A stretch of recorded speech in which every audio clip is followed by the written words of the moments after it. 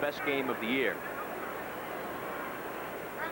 This program is being brought to you as an exclusive presentation of ABC Sports. Now let's pause 5 seconds to allow our local stations to identify themselves.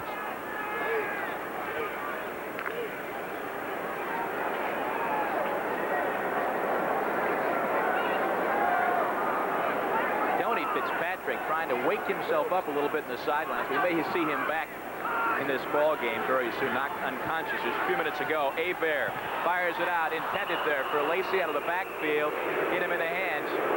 You can tell the fans here in Detroit aren't real happy with Lacey, not really complaining there about the fact that he dropped the football, but by the fact that he's going to be leaving the Michigan Panthers next year. Eric Scoggins, the outside linebacker on that play, if he had looked up, he might have had an interception. You have to look at this Houston defense now. They're 6th against the rush, but they're 18th against the pass. As you look at Bobby Hebert's statistics, a lot of that yardage came in the last game that they played against Houston. Hebert had a big day. Bobby Hebert, the MVP in that championship game, the first ever championship game of the USFL last summer. Brought in motion, you've got Allen and Holloway coming out right side. Hebert in trouble, somehow sneaks away, being chased way back there, gets it off, almost caught out there by Mike Cobb, the tight end at the 40-yard line. Hebert was lucky to get that ball away. It's kind of an oddity here. He had a safety chasing him. Watch Hebert drop back. Now, his protection breaks down almost immediately, but Bobby shows you a little bit of what they say Jim Kelly has. Look at the mobility and the strength as he pulls away, and watch his backside. That's a safety. Hollis Hall chased him in the backfield, and almost a completion there. As a good defensive play by number 31 for Houston. Good athletic ability shown out there by the quarterback, Hebert. Here's the punt for Michigan. David Greenwood barely gets it away. Ricky Sanders going to receive at the 10 and brought down immediately at the 13, 14-yard line by Michigan. So the Houston will take over on the 15-yard line, 37-yard punt, a return of 4.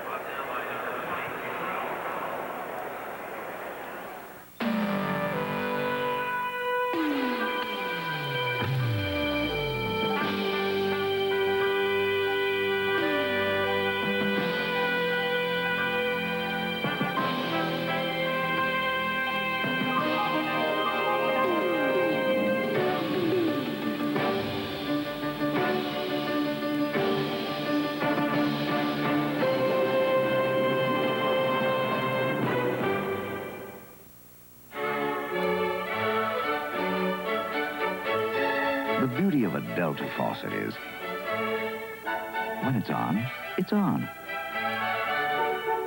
And when it's off, it's off. Its washerless design helps keep it from dripping, so it lasts and lasts and lasts. Delta faucet. We're first because we last.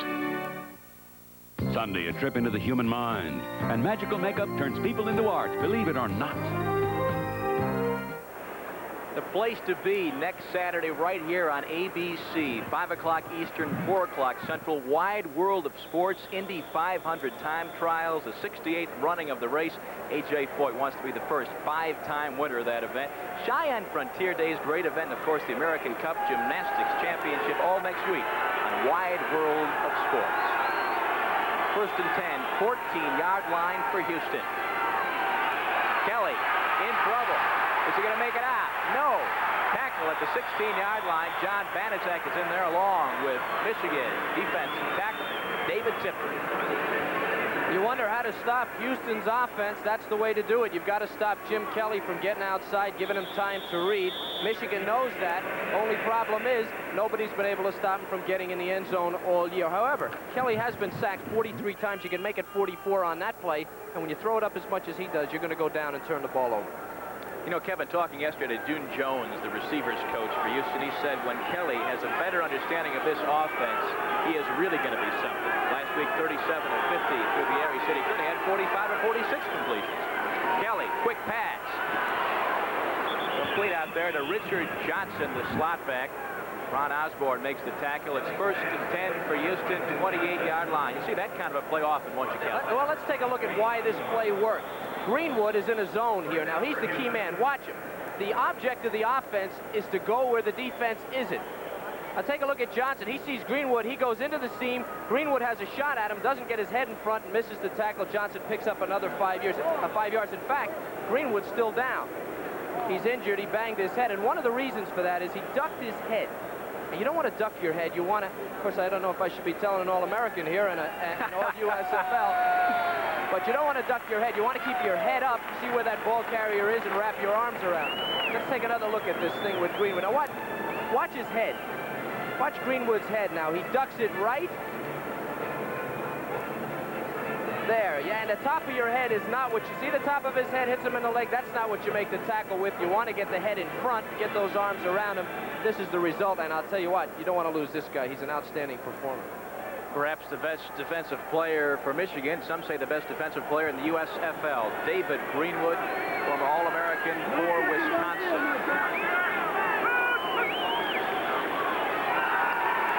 Kelly, intercepted. Great play. That's John Corker, 37-yard line.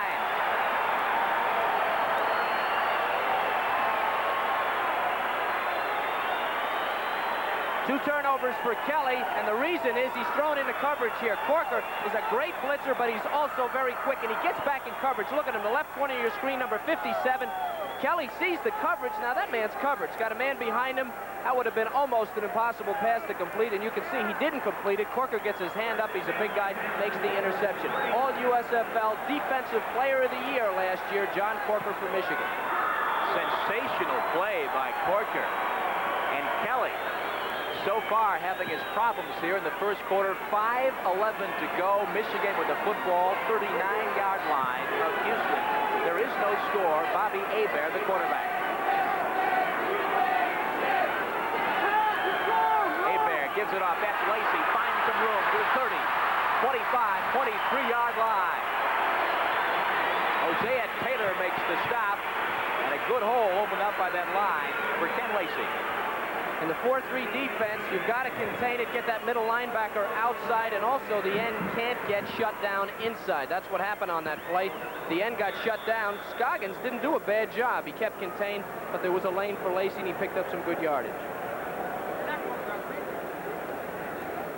Lacey this year, 64 for 306 yards, 4.8-yard average. There's Bobby Hebert's stats. Had a fine game last week against New Jersey, except for the interceptions.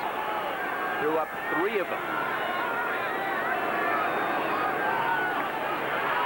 Bobby scrambling, looking for Broadman, or Holloway, I should say, at the 11-yard line. Another first down for Michigan. That was an unbelievable job by Derek Holloway. As he came inside, the route was inside, he was covered, and he scrambled back outside when he saw Hebert come outside, and he made the reception. That's a tremendous play. As you see Hebert go back, it's a fake, and he wants to throw to Holloway right now, see, but Holloway was covered. And what Holloway did, he went down the field and cut back outside. Hebert scrambled. That's great teamwork as they make the completion, and he gets out of bounds.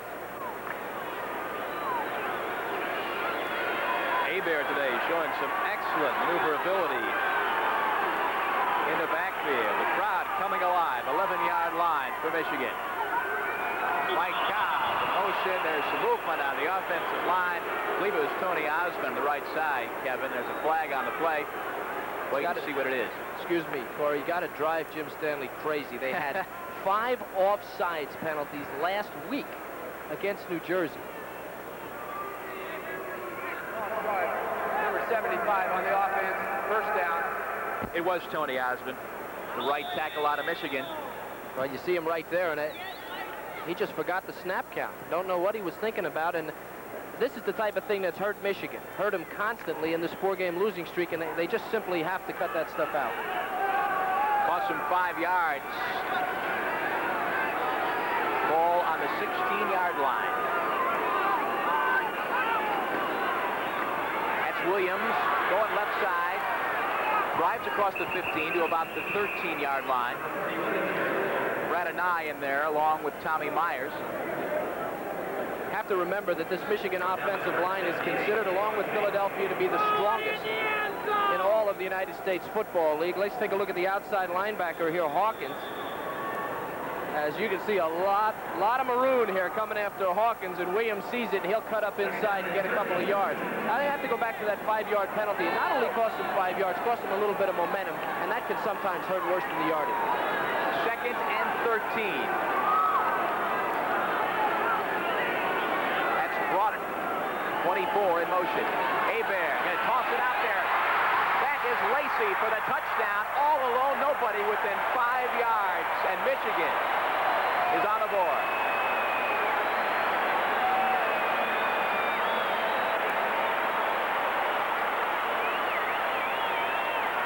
There was not a defensive back on that side of the field, and there was not a defensive back on that side of the field, and there wasn't a linebacker either. In a 4-3, the man out of the backfield generally belongs to a linebacker, but that's a blitz, man-to-man. Somebody's got to pick him up. If you let a back out of the backfield on a blitz, then you got to get to the quarterback. Obviously, they didn't, and it's a touchdown. Jovic is in for the extra point. It is good. His 34th consecutive point after touchdown. Michigan is on the board. 7-0. 13-yard pass from Hebert to Lacey. More football from the Silverdome coming up in just a moment. You're looking at the new owners of Eastern Airlines. 37,000 employees of Eastern are now stockholders, each with a personal investment in how Eastern performs. So we'll be working even harder. Moving even faster. Going even farther. To serve you even better. And we've got what it takes to do it. Earning our wings every day. That's not just a slogan, it's a commitment from the owners.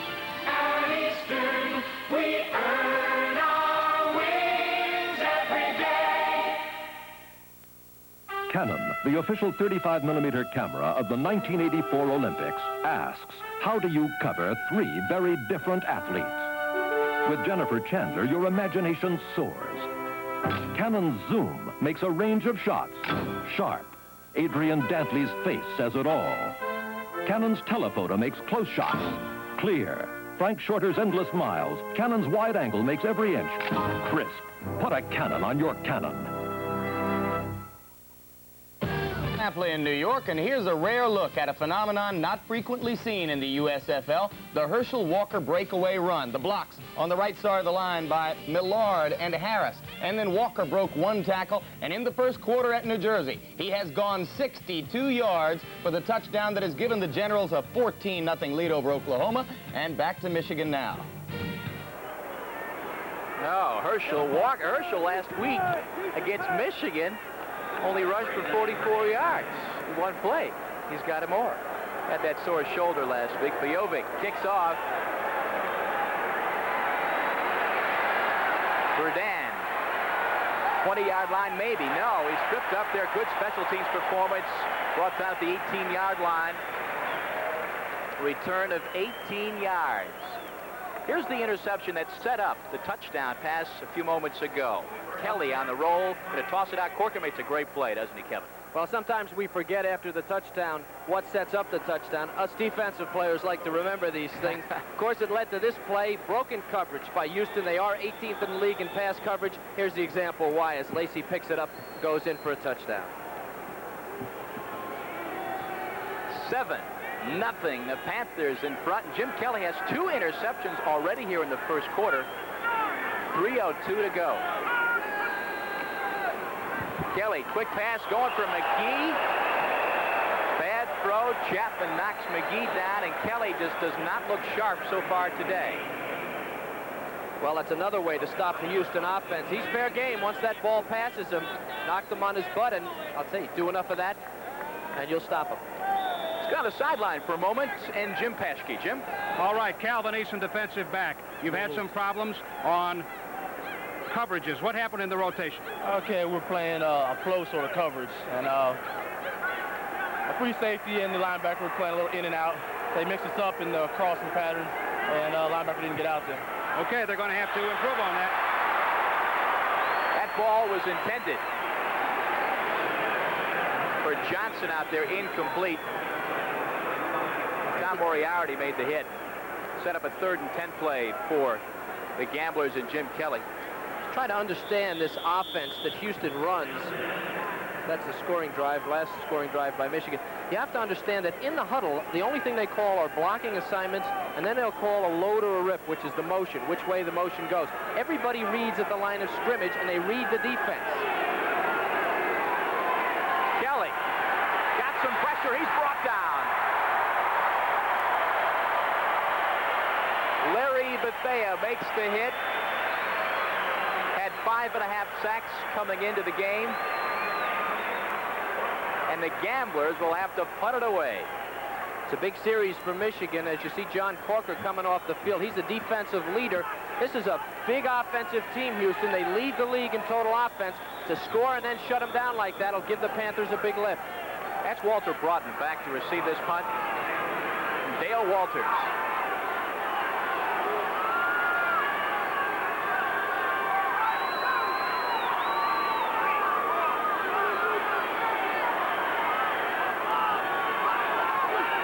Long count. Walters going to get it off barely. Long punt, far side. Out of bounds at about the 35-yard line. Quite a punt from Walters. Wow. 2:19 to go, first quarter. It's 7-0 Michigan.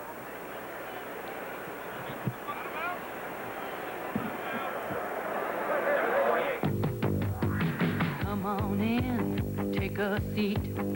We're gonna tell you what the big boys eat. Name is Wheaties, pick a wheat. Now you know what the big boys eat. Hello, milk, come on in. Jump in, berry, have a swim. Wheaties, not too sweet. Now go tell your mama what the big boys eat. Part of your good breakfast. Look how water can destroy unprotected wood, but not if it's protected with Thompson's Water Seal. Use Thompson's Water Seal waterproofer on dozens of surfaces. Brush on Thompson's for an invisible barrier that helps prevent water from entering and damaging brick, wood, and concrete. Your house isn't really protected until it's protected with Thompson's Water Seal. Many stores now have special values on Thompson's Water Seal.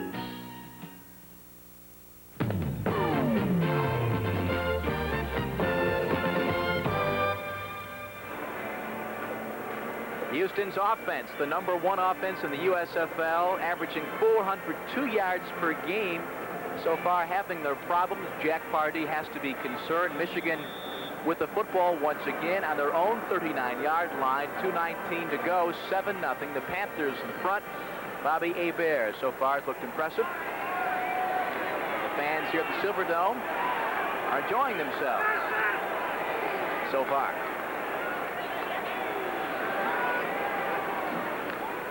Hebert fakes the handoff to Williams, tosses it out. That is Lacey, almost up to midfield before he's driven out of bounds by Calvin Eason. And Hebert is using his running backs a lot today, both Lacey and Williams. He is, and in order to stop that type of thing, you have to get a pass rush. Let's take a look at Fitzpatrick. He's back in the game and see what kind of a pass rush he gets. He's only a little guy, was a nose guard in college, 243 pounds. He tries that slap move, doesn't work because he's working against an ex-Super Bowler. That's Pinney. And that's the result. That's why Lacey can get out, because they've got to get pressure on Hebert and make him keep those backs in the backfield. Unless Fitzpatrick can do better than that, you'll see Lacey in the pass pattern a lot today. 5th first down of the afternoon for Michigan via the pass. They have 1 via the rush at midfield. Broughton in motion. Hebert looking out there for Broughton. Incomplete pass at the 40-yard line. Eason supplying the coverage. Broughton's the guy, Kevin, a few weeks ago who injured his shoulder giving a high five. Remember that? I don't know what to say about that. Walter says he's a little more careful about how he gives his high fives these days. Are you allowed to give a high five with your left hand? I don't know. Well, he can, but he hurt his right shoulder, you see, so his left is okay, I guess. Okay. 2nd and 10. Midfield. Hebert so far today 5 of 9 for 62 yards and a touchdown.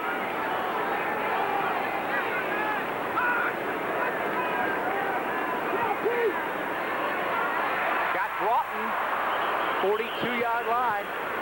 Hollis Hall makes the stop, and Hebert continues to impress.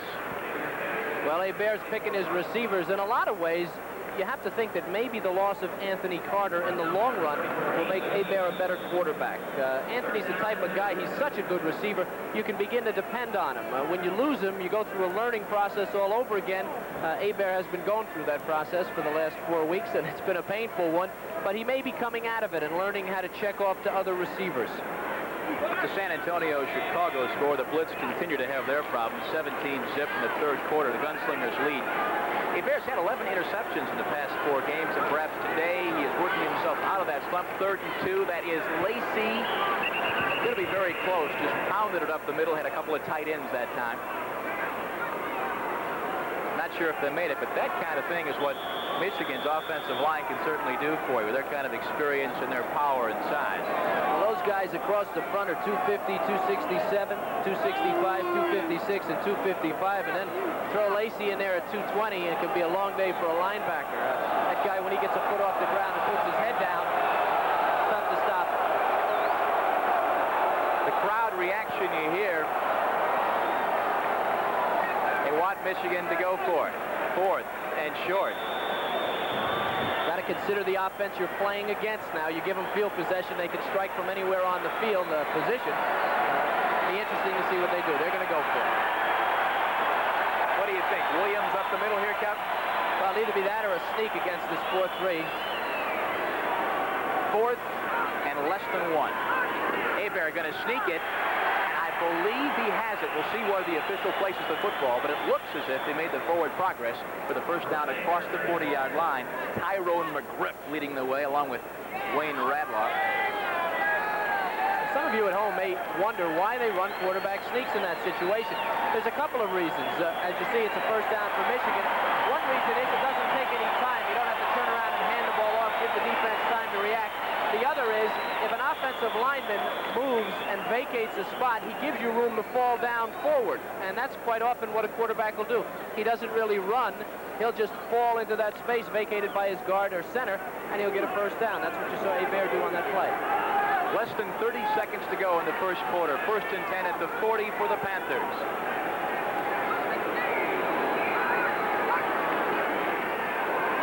Fakes the draw to Lacey. Going mid-range there and underthrows his man. That is Holloway at about the 18-yard line. This was not thrown as far as it should have been. It was a timing pattern to Holloway, and he was trying to back the defensive player up and come back and get the ball. He drove him off, but he just never did get back. Let's take a look at Holloway here as we see him on isolation. What he's trying to do is drive that defensive player back as far as he can. Now, Hebert has got to judge exactly where he's going to throw the ball, but you see, as he turns, the ball's short, and Holloway just can't get back to get it. The pattern was good. The ball needed to be thrown a little further. 15 seconds to go as you see the scoreboard. Allen brought in the backfield. He's running out, but the give is to Lacey. Drop play, big opening across the 30. Gets by one man, brought down 27-yard line. A good tackle by Mike Mitchell. Good call and a good run by Lacey down to the 27-yard line of Houston. Huge opening. Listen in now. Number 78 on the defense, decline, first down. Obviously declined the encroachment against Cleveland Crosby. Cleveland Crosby was lined up offsides before the ball. I could see it from here. We're sitting right about the 40-yard line, and Cleveland Crosby was lined up in the neutral zone. That's generally the first thing you learn in football, that you don't want to line up on the other side of the ball. That can cause you a problem. Is that us, Kev? I don't know. Who's that handsome guy on the left? I'm not sure. You know, the thing about it is, a lot of times they just don't know. They're not paying attention, not concentrating. Supposed to pay attention. It's an inexcusable penalty. Hebert looking, throwing incomplete, and I'm sure he's glad he threw that ball short, because a little higher, and Will Lewis with a shot at interception at about the 18-yard line. That was great defense there. Houston is. I don't want to beat on it, but they are last. But that was an example of good defense by a cornerback. He didn't bite on it. You're right. If that ball wasn't thrown away, it was a good shot at an interception. Will Lewis out of Millersville State. You'll see a lot of players in this league from the little schools, and I think that's great. A lot of times they don't get a look, and when you have expansion like this, it really helps the little guy get a shot to play professional football. Yeah, I'm going to put you on the spot. Where is Millersville? It's about 20 miles down the road from Millerstown. That's what I thought. I thought it was a little north there, Brad. 6 seconds to go, first quarter, 2nd and 10. I believe too much time. The long count. This penalty thing for Michigan. What it Delay does, of the game, number 12 on the offense, 2nd down. Okay, what it does, number 12, of course, is the quarterback, and he's automatically called on that penalty.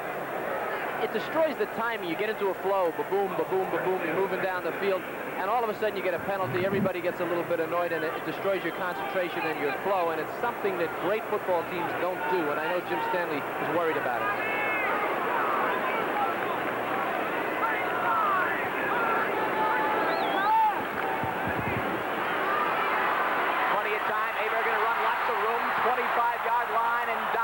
To the 20.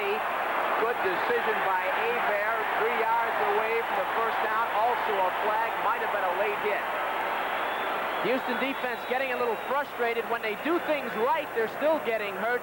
And here they did things right. They got great coverage on the number 1 receiver on the field for Michigan. That's Holloway. Personal foul call right there on the Houston team. A late hit on Abear. Was outstanding coverage downfield, but Abear, a smart quarterback. He's played for 2 years now as a pro, and look at him. It opens up like a can opener, and off he goes down the field, picks up good yardage. That's the end of the quarter. Bobby Abear, good decision. Got his ball club down to about the 20-yard line. The Panthers fans are enjoying themselves at the Silver Dome today. Michigan leads 7-0, and they are driving for more. After 1 quarter, you see the score. Back with more in a moment. Don't talk to me about high tech. You fellas know I'm used to some pretty sophisticated filter systems. Test pilot Chuck Yeager for AC Delco. Now, I don't care what kind of car you drive. The filters you want to buy are AC filters. An AC oil filter can serve you up to 15,000 miles. An air filter, clean up to 30,000 miles. The choice is yours. But for my money, it's AC Delco, the smart parts. What Ford has done is so big, what I tell you won't even scratch the surface. This car has a $40 million paint job. That's what it costs to develop our new laser track paint system. You know, for years, we were jealous of the finish on the expensive European cars. But as you can see, now it's our turn to shine. Quality Ford. Quality is John 1. 17 hours. That's how long it took us to paint this house with the brush. Then we painted it in just 6.5 hours with the Wagner Power Painter. This wicker chair took over an hour, but less than 5 minutes with a Wagner Power Painter. A shutter that took 20 minutes, a Power Painter finished in only 3. It's a tool so versatile, it has a flexible spray tip and a way to draw paint right from a can. A Wagner Power Painter. It's the right tool for painting. What does it take to excel? It takes speed, reliability, economy. It takes express mail next day service from the post office. We'll deliver your urgent packages overnight. And our 2-pound pack is just $9.35, about half what most others charge. So next time, use the service that delivers over 95,000 packages on time every day. Express mail service. We deliver excellence for less. The Panthers and the Gamblers of the Silver Dome in Pontiac, Michigan, battling for the lead in the Central Division of the Western Conference. Michigan leads 7-0, threatening to score again. 1st and goal, 9-yard line with the penalty attached. And the roughing against Abear. Walter Broughton and Derek Holloway, the wide receivers. Abear gonna dump it out to Lacey. He's got it. Great catch, 5-yard line. Goes down immediately. Calvin Eason is there. That's the same kind of a play that worked for a touchdown a little earlier. first quarter stats, and the one thing that sticks out is Houston is leading in passing yardage 77 to 70. But the problem is the 2 turnovers by Kelly, and that's a difference. Well, that's why statistics are so misleading. That 77 yards came primarily on that first drive, as well as the 4 first downs. The big one is the 2 in the yellow there. That's Kelly's 2 interceptions. Took him and his offense off the field twice.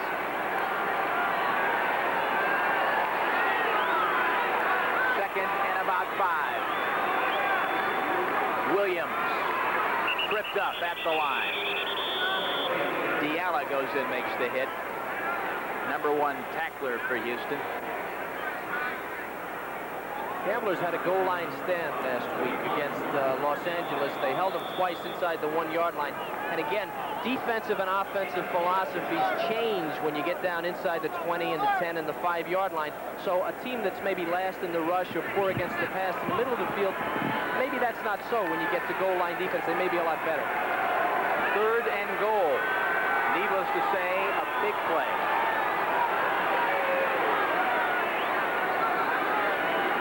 Hebert going to throw, look out. Throws it in a hurry, touchdown, Michigan.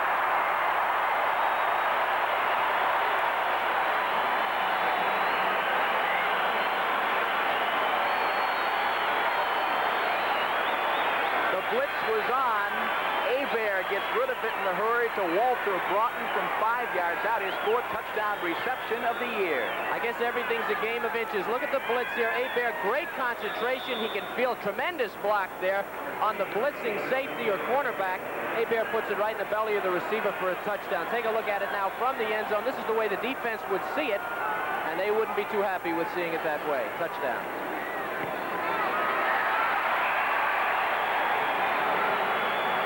Point is good.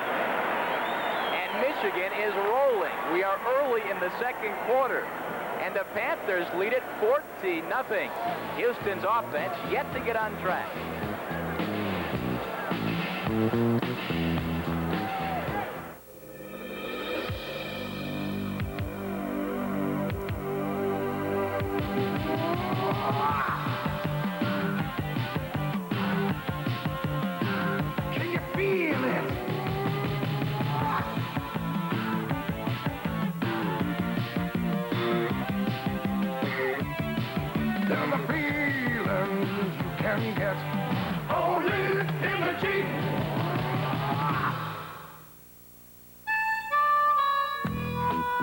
Uniroyal Laredo SR. You may never need an off-the-road tire this good. You may never need Uniroyal's off-the-road tire technology unless you also drive one place that most off-the-road tires find very uncomfortable terrain. On the road, where Laredo's ride is smooth and quiet. The all-terrain Laredo from Uniroyal. You may never need a tire this good. The race for the coveted pole position, the Indianapolis 500 time trials live, plus the Cheyenne Frontier Days Rodeo, and the finest women gymnasts on ABC's Wide World of Sports, Saturday. Philadelphia is hot in Birmingham. This is Jim Lampley in New York, and take a look at this Herbert Harris touchdown from Chuck Fusina. Into the hands of Harris, out of the hands of Harris. Ricky Ray, the defensive back, touched it. Harris took it back, went in from 51 yards out, and the Stars, shockingly, lead Birmingham 17-0 in the second. Back to Corey McPherrin. That was a wild play. Philadelphia and Birmingham going at it. In Birmingham, the kickoff. Leovic in the end zone. That is dropped by Calvin Eason. Picks it up 10-yard, 15-yard line across the 20. And Eason alertly picks up the football. Let's go down now to the sidelines. And Jim Paschke. Jim. Broughton down here. Why was that a safe play on the touchdown against the blitz? Oh, well, we designed the play, well, to control the blitz. You know, if they do blitz, it's in a man-to-man coverage, and we think our receivers can outbeat the defensive backs man-to-man. And if it's not a blitz, you know, we still got a good play as far as hooking it up, and Bobby just laid the ball right there for me. Well, you're up by 14. Back to the booth, Corey. Thank you, Jim. Houston.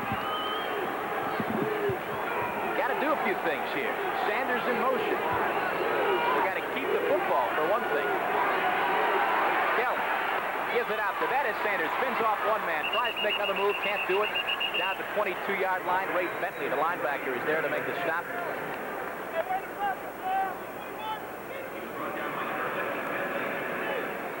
fine scoring drive for Michigan. 12 plays, 61 yards. Takes almost 4 minutes. Officially a 4-yard touchdown pass from Hebert to Broughton, as we mentioned, for Broughton's 4th reception for touchdown on the year. Point about Kelly's interceptions. There are interceptions and there are bad interceptions that the quarterback is responsible for. Both of those interceptions he threw, he was responsible for. He's got to be a little shaken up here in the second quarter. 2nd and 8. Kelly out there. Oh, overthrown. In fact, almost picked off by Clarence Chapman, the intended receiver. Was Richard Johnson, the slot back. Well, Kelly overthrown. Excuse me, Corey. This is a play that they run to get Johnson free. They'll put him in motion from the far side. We're picking him up middle of the motion here, and now he's got the seam, and this is what he's trying to do. He's trying to get past the defender to the seam, but Kelly has been overthrowing this pattern. See, now if he gets him a little quicker and hits him, he can go with it, but he threw it a little bit deep, and the defender almost came up with it. We'll see that again today, that pattern. Kevin, Tom Moriarty is in the game now at strong safety in place of David Greenwood. Greenwood has a calf injury. We saw him leave the field a few minutes ago. It's uncertain if he will return. If not, Jovic, by the way, will do the punting. 3rd and 9 for Jim Kelly and the Gamblers.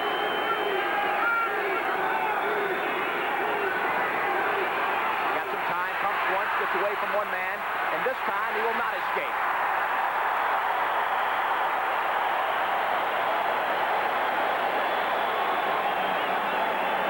Number 79, Larry Bethea, former Dallas Cowboy, his 2nd sack of the day. We've heard about the rush helping out the defensive backs. In this case, it was the defensive backs that helped out the rush. Great coverage by the Michigan team, a super job, and they allowed the defensive rush to finally get to Kelly. Walters, the punt. Broughton will receive at the 43-yard line of Houston. So that's where or Michigan, I should say. That's where they're taking over again. Houston trailing 14-0. I crushed a lot of quarterbacks in my day, and I'm real sorry. So I wrote this letter. Dear quarterbacks, I apologize for the way I've treated you. Please let me buy you a light beer from Miller. Light's my beer because it tastes great. I'm sure it's yours, too, because you little guys can't afford to get filled up. Hope to see you soon. Sincerely, L.C. Greenwood. Light beer from Miller. Everything you always wanted in a beer, and less. Look at your hair. You need an Ace comb. Watch how an Ace hard rubber comb with rounded teeth glides smoothly and gently, while a plastic comb grabs and snags. Your hair looks terrific. No comb cares like an Ace. I don't like your face. Shaving irritates it. I need Ice Blue Aqua Velva. It turns red-hot razor burn to cool comfort, smooths your face. Smells great, too. There's something about an Ice Blue Aqua Velva man. I hear that L.C. Greenwood has invited quarterbacks to join him for a light beer from Miller. Well, here's my reply. Dear L.C., I accept your gracious offer. A quarterback is far too intelligent to turn down a light beer because it's less filling and it tastes great. Even you big, clumsy linemen know that. Hope to see you here soon. Sincerely, Bert Jones. Come on, Bert! Light beer from Miller. Everything you always wanted in a beer, and less. How'd he do that?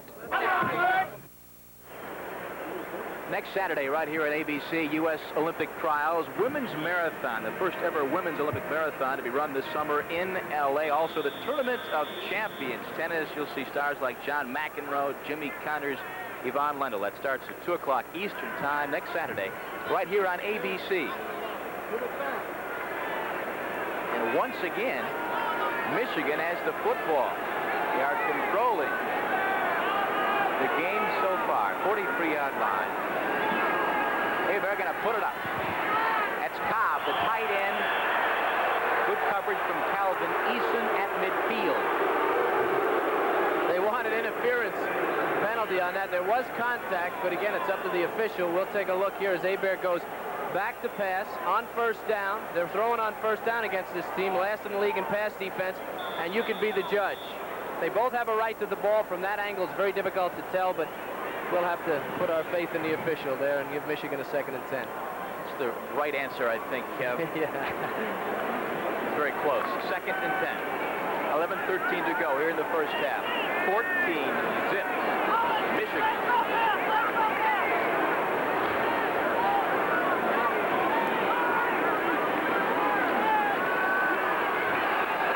Hebert, plenty of time. Again, this time it is picked off. That is Mitchell, number 35, across the 45 to the 42-yard line. First interception of the day against Hebert.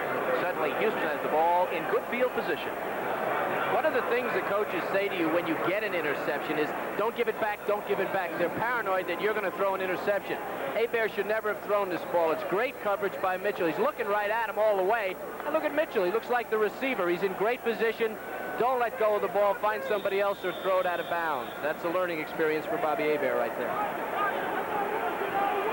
Fourth time this year, Mitchell's picked one off. Kelly in the Gamblers' offense going to get a chance to try it again. Kelly, good block from Fowler. Good timing here this time. And this time overthrows, intended for McNeil at about the 40. Bounced off his hands. Bobby Hebert, as we mentioned, has had some problems the past several games during the losing streak. This would be his 12th interception in the past, including this game, will be the 5th game. Well, it does get to you. There's no question about it. Especially when you're winning. It's almost, in an even game, it doesn't seem so bad. Of course, it's bad when you're losing. But when you're winning like that, you don't want to give them a chance. You don't want, certainly don't want to get this offense back on the field. These guys, if they can strike from anywhere. Kelly, draw play. That's Fowler across the 40, brought down 38-yard line. Larry Bethea is the man to make the tackle. And that's the kind of running play that Houston will give you most of the time, the draw play. That is the running play. That is it, yeah. They've run one other time that I've counted today. They ran, if you can believe this, they ran once last week, one legitimate running play.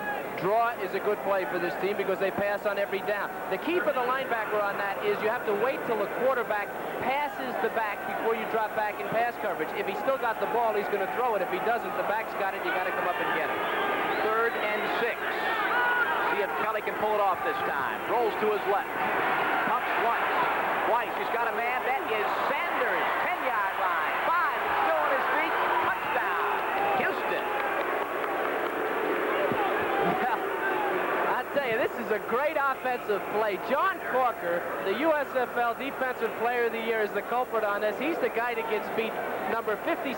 He has this thing sniffed out from the start. He starts dropping back before they even snap the ball. Now look at him. He knows what's going to happen. He's in position here, but he gets suckered on the pump. Kelly pumps. Sanders gets behind him, and that, you're right, John, that's your man.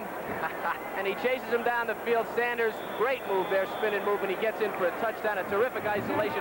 And John Corker will remember that one as well as he remembers the interception he had earlier. I think Ron Osborne, number 23, may recall it too. He missed the tackle at about the 5-yard line. 37 yards on that play. And as you mentioned, Kevin, this Michigan team, or the Houston team, I should say, can strike at any time. The extra point is good, and suddenly we've got ourselves a 14-7 ball game.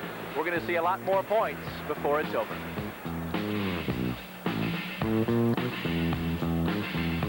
I see your desk got a computer on it. Yeah, smart desk. Going to the game? Me, I don't need a computer. I just called Bert. What if Bert's not in? I wait till Bert's back. Who's playing? Detroit. You know, I don't know how I managed before. Well, machines and I just don't mix, know what I mean? Sure. I'll see you at the game. Yeah, actually, I've got a little more to do. Some people don't need an IBM computer on their desk. Is that you, Bert? The Smart Desk is for people who do. He's at the game. Introducing the amazing Renault Encore. Look how it feels with 4 wheels suspended independently for amazing cornering. And to see through a panoramic rear glass door. Look how the new Encore feels as it almost ignores gas pumps and offers interior space that's very flexible. For an amazing 5755, European design built in America. The new Renault Encore. Amazing. The one to watch, the one to watch, the one to watch. Renault. Wednesday. Queen of the porno flicks? A husband pays a blackmailer's price for the truth. Hotel. One more time. Let's look at it. Kelly. to Sanders. Sanders, number 3 receiver in the USFL. And Kevin, as you say, John Corker will recall this for some time. Well, it was the pump. When you got a guy who's aggressive and fast like Corker and you pump, he's going for the interception. You know he is. And Kelly just used it against him there as Sanders goes into the end zone. That's a great offense. That's going to make Corker a little bit tentative here for the remainder of the half. Good spin move by Sanders, who coming into today's game had 620 yards in receiving. He's a good one. You recognize that man? Yeah. Number 16, Tony Fritsch. He's been through the NFL for 16 seasons. Swift kick. Up the middle. 30, 33-yard line. That is Moriarty. Tom Moriarty grabbed that ball. Pretty good. Let's go now to Jim Paschke on the sidelines. Jim. Corey, part of the defensive problems for the Michigan Panthers on the interception and on the touchdown is the fact that the heart and soul of the defense, David Greenwood, was not on the field. He has a bruised left lower leg, and he is expected to be back. He's in the training room right now receiving treatment. All right, Jim, thank you. Jim Stanley, Michigan Panthers head coach. Hebert to Lacey, trying to turn the corner, 35-yard line, pushed out at the 40. Will Lewis, number 24, is the man to shove him out. Talking about Stanley, you might not know, Kevin, but Stanley and Jack Pardee went to college together back at Texas A&M in the mid-50s. Both played for the Bear. The Bear Bryant. That's right. And John David Crow, there's Jackie. John David Crow, great running back in the National Football League for many years. Knew both of them, played with both of them, and he said they're two of the toughest guys he's ever met. They're tough, and they're both defensive people with great offense. Pardee, of course, a linebacker. Stanley was a guard, offensive guard. Second, and about 4 for Michigan. That's Lacey trying to go outside, driving close to the first down at the far side of the field. You'll notice they came back with 2 running plays. And that's generally a conservative coach or a conservative program will do that. When a quarterback throws interceptions, he'll come back with a couple of running plays. Hebert, of course, threw an interception that led to the last touchdown, the first touchdown for Houston. So a lot of times they'll get him back in the game, let him settle down a little bit, hand the ball off. And in this case, they've been successful. They're third and very, very short yardage. And we may see a 3rd and 1 situation. Our 3rd consecutive running play.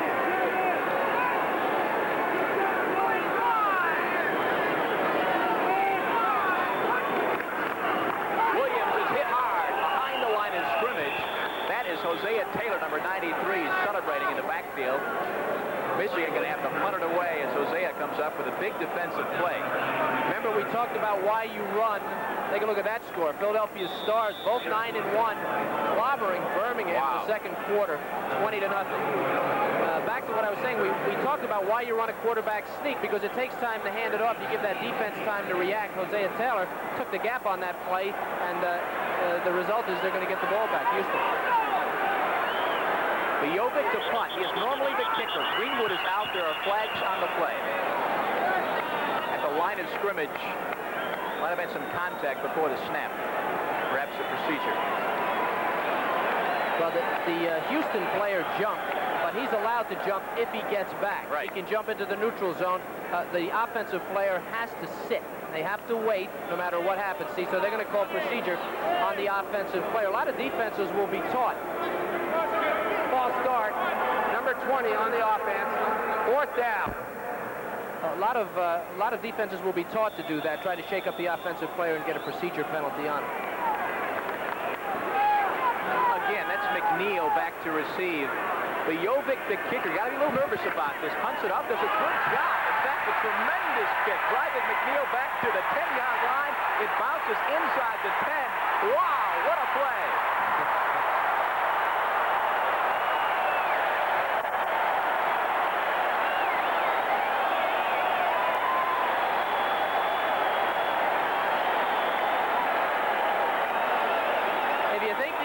Don't know their football. They're aware that David Greenwood is next to last in the USFL in punting, and Novo comes in there and jacks one down inside the 10-yard line. and they can appreciate it. Those are people that know their stats. And look at McNeil. Watch McNeil. He's thinking about going after it after it bounces. Then he says, "Nah, I'll just make a block here and let him go get it." Novo is a native of Yugoslavia, very popular here in the Detroit area. 59 yards on that punt. He may have a regular job pretty soon. They must punt in Yugoslavia. The crowd is fired up. That is a new Panther record, incidentally, on that punt. Kelly gives it out. That is Johnson, nabbed at the 7-yard line. The tackle by Moriarty is in the game, replacing Greenwood, who's yet to reappear. Johnson, the leading receiver in the USFL, caught 15 passes last week and has really not been much of a factor so far.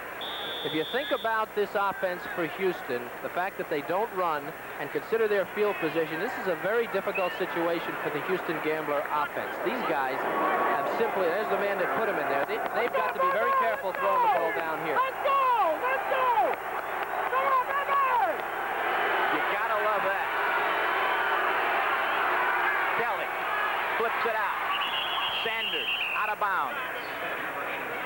John Corker chases him out, about 4 yards short of the first.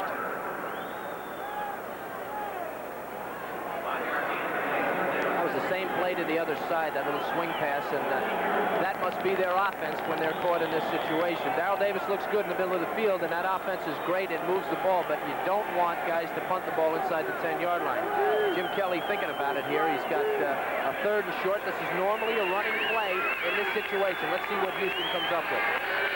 3rd and about 3. Listen to the crowd.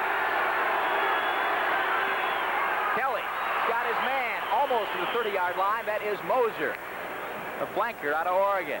Suddenly, the crowd is quiet. And a great catch by Moser. And that was set up by, you know, in pass patterns, you have to understand what happens is you're trying to fill up areas. When you send one man outside, you're going to send another man inside. And what they did on that play, they sent Johnson in motion, and they swung him out into the flat. We'll take a look at him here. Now, you're not going to see the man catch the ball, but what he does is hold the cornerback and opens up that seam, and Moser makes the great catch to the right of your screen. But see, that's what happens. They'll send a man out and a man in, and they'll try to get the defense to commit somewhere so they can find that hole. Worked on that play.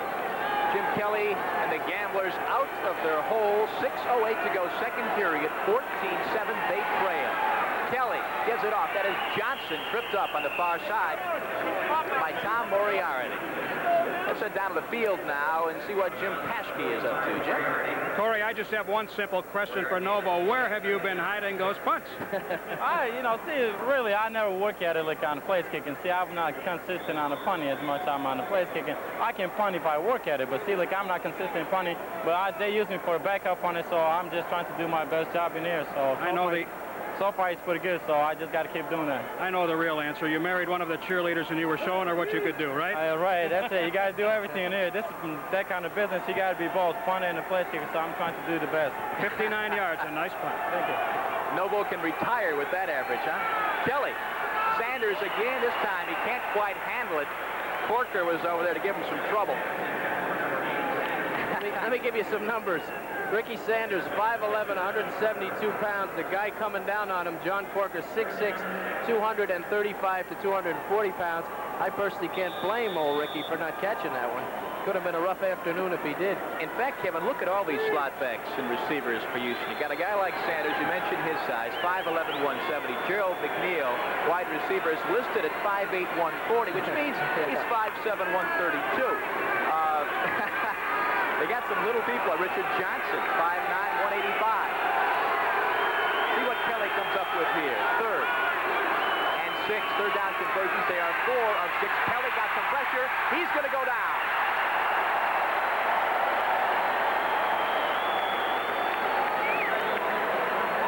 Alan Hughes, the back end. The backup left in makes the tackle as Kelly was unable to escape, and they're going to have to punt it away to Michigan. I'll tell you what Michigan is doing against Houston. They're coming as soon as Kelly takes a step to one side or the other. They're driving from the outside to try to cut down his pocket. They're doing a great job of it. They're making Kelly stand up and throw the ball immediately or get sacked. On that play, he was sacked.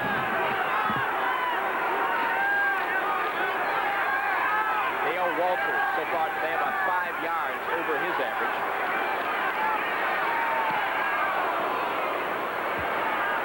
Short punt, good roll though. 25-yard line, rolls inside the 20. Now to about the 17, 16-yard line where it is down. And that is where Michigan will take over once again with 4:57 to go. It turns out to be a 50-yard punt for Walters. Coming up next on World News Tonight Sunday, Sam Donaldson will have a report on today's runoff presidential election in El Salvador and a complete wrap-up of the presidential campaign here as it moves into Ohio and North Carolina. ABC News, World News Tonight, Sunday. Less than 5 minutes remain in the first half, a 14-7 ball game. Michigan leads by a touchdown. At the beginning of the broadcast, Kevin, we mentioned we would see some points, some fireworks, some offense, perhaps not as many points as we anticipated thus far, but we have seen plenty of action.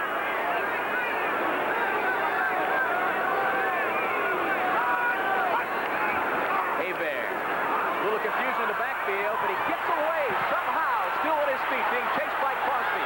Comes near side, unbelievable. Hebert gonna run across the 20 to 24-yard line.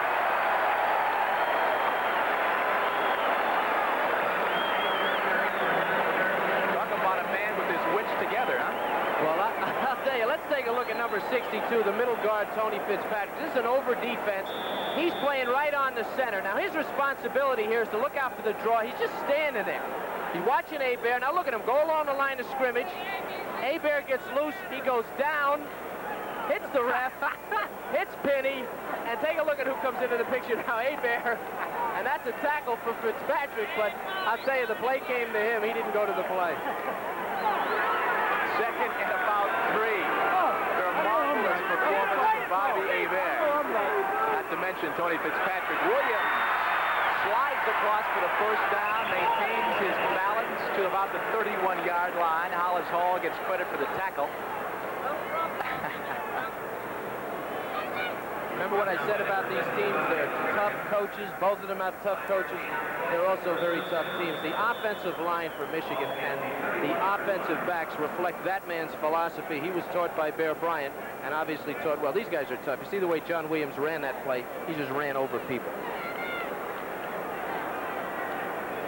This program being brought to you as an exclusive presentation of ABC Sports. Let's pause 5 seconds to allow our local stations to identify themselves. This is WFAA-TV, Channel 8, Dallas-Fort Worth.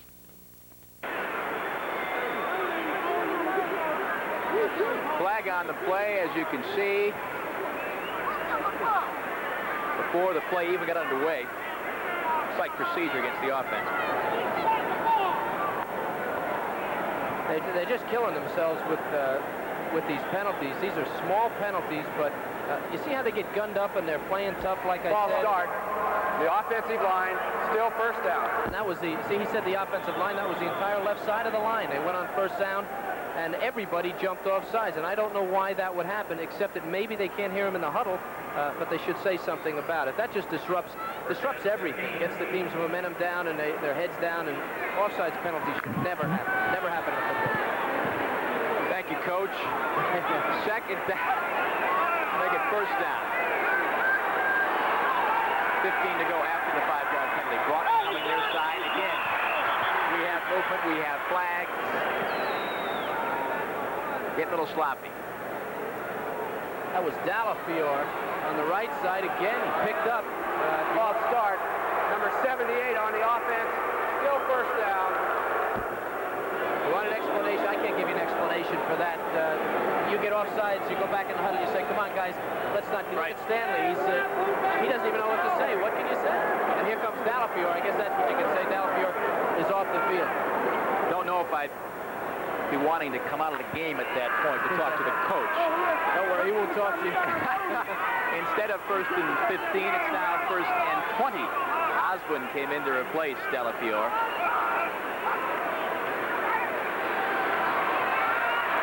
Hebert fires, got Broughton at the 25-yard line. Hall takes him down at the 27. brought and lined up in the backfield. He's 5'10", 173 pounds. You know he's not going to run with the ball. They put him back there so he can run in motion. What he did, he ran a circle pattern and just beat the defender across the field and picked up about 8 or 9 yards. Still a long way to go, though, for that first down.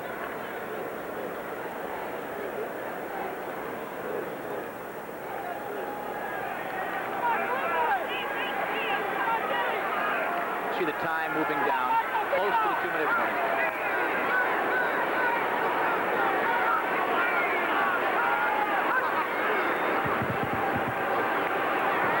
Bear to Broughton again, 35-yard line. They are short to the first by 5 yards. Set up a third down play. We've got 2 minutes to go in the first half. Our score, Michigan 14 and Houston 7. Final 2 minutes of the first half coming up after this.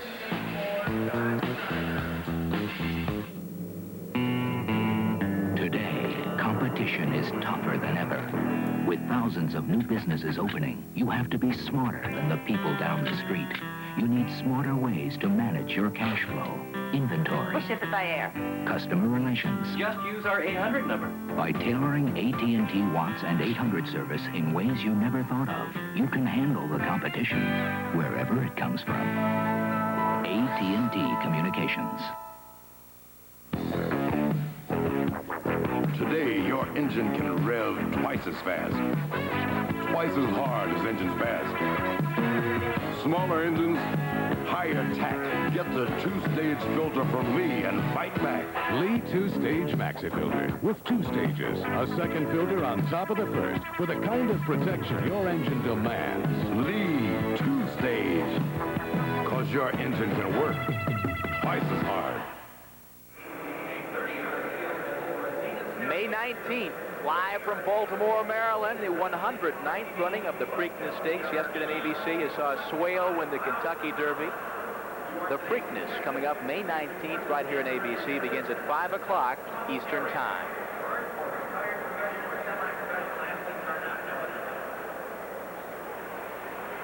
(14-7) our score. Michigan ahead by a touchdown. 3rd down and 5. Total yards so far, as you can see, very close.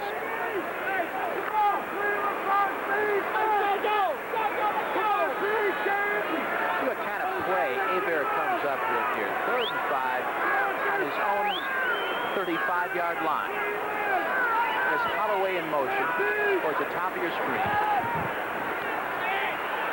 Plenty of time, good protection again. This time almost caught out there by Holloway.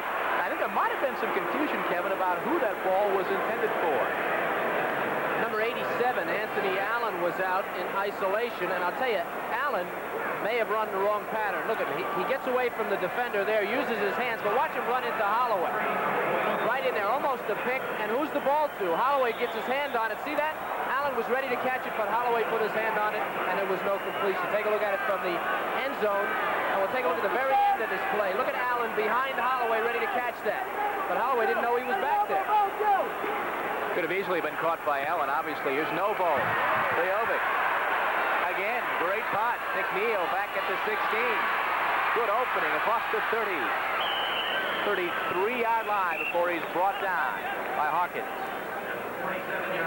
Corker, I should say. It's a 47-yard punt, and Novo is looking tough out there. There's Gerald McNeil. Novo's going to be able to run for governor here if he gets another one of those off. That's been a big, big problem for Michigan is the punting. Greenwood was averaging about 36 yards, which is not good. And as I said, it was next to last in the league. Novo comes in, starts pumping them 45, 50 yards. They've also had 3 of them blocked this year, and 2 of those have gone for touchdowns. Kelly talking it over with his offensive crew.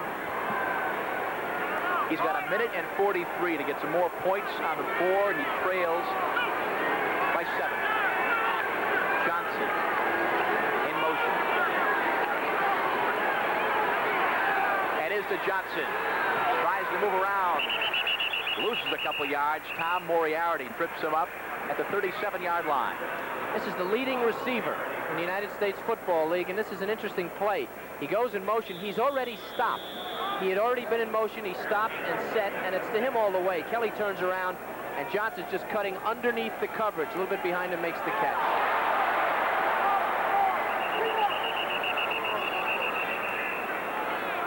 Kelly, meanwhile, was caught from behind by Kyle Borland. Incomplete pass just moments ago. And Hebert again calling home, I think, Kevin. Well, Bobby's got to feel a little bad. They're up 14-0. They're in a game now. They weren't in such a close game before. It was 14-0. Bobby threw up that interception, that big one right there on the right of your screen. And Kelly got the guys in for a touchdown, and now it's a one-touchdown game. Minute 15 to go. 3rd and 6 for Kelly and the Gamblers. Kelly fires it out for Sanders. Not going to get it. Gained a couple, but Moriarty forces him out at about the 38-yard line. Had to make it up to about the 43. So it appears Houston will once again have to punt it away here on 4th down. Kelly and Sanders look like they have some kind of a disagreement about what that play was all about. That is Mouse Davis, Darryl Mouse Davis, the offensive coordinator for Houston, the man responsible for this run and shoot offense. In fact, he and Pardee actually work almost like co-head coaches. The reason they may be disagreeing is because I think Sanders wanted Kelly to wait on that pass. He wanted, because Moriarty was coming up hard, he wanted to get behind him and have him throw it. Walters the punt. It's a low punt, but deep. 13-yard line. That's it. So, with a minute 5 to go, Michigan ahead 14-7. You know, one of the best things about being an ex-big leaguer is getting freebies to the game. Call the front office, bingo. And once these fans recognize me, I probably won't even have to pay for my light beer from Miller. Down it! I love them. These fans know I drink light because it's less filling and it tastes great. Good seats, huh? You're in the wrong seat, buddy. Come on. Oh, I must be in the front row. Come on. Light beer from Miller. Everything you always wanted in a beer, and less. Good seats, hey, buddy? He missed the tag! He missed the tag! My daughter calls it the Blue Bomber. My wife thinks I ought to get rid of it. And when it needed a new muffler, well, I was afraid she might be right. Listen, I don't want to spend too much on this car. Midas had a muffler that was perfect for my budget. Now the old Blue Bomber sounds almost as good as new. And heck, she doesn't look that bad. Trust a Midas touch. 1984 is an Olympic year, not only for able-bodied athletes, but for disabled athletes as well. This is the first time the International Games for the Disabled will be held in the United States. They'll feature world-class competitors in more than 20 Olympic-style events. I support these brave athletes, but they need your support as well. To find out how you can help, write to International Games for the Disabled, Eisenhower Park, East Meadow, New York, 11554. Preceding message brought to you by the United States Football League. There is Jim Stanley, former head coach at Oklahoma State University, and before taking over here at Michigan in the USFL 2 years ago, was an assistant coach with the Atlanta Falcons. You never see a smile on Jim's face on the sideline. I hate to see him when he's real unhappy, but if that's his kind of look. Hebert at the controls. Minute 5 to go. Michigan leads 14-7. Hebert, that's Cleo Miller on the draw. Cleo's got a little bit of room. Brought down at the 17, was not able to break that as he would have liked. Cleo's first carry of the game. Out of Arkansas, 5'11", 214. He's a veteran. He's been around the league a few times. The NFL with Kansas City and Cleveland. As the clock ticks down here in the first half. Kevin, will Hebert put it up here? Just be happy to run this first half out. Against Houston, I think he'd run it out. I think you're right.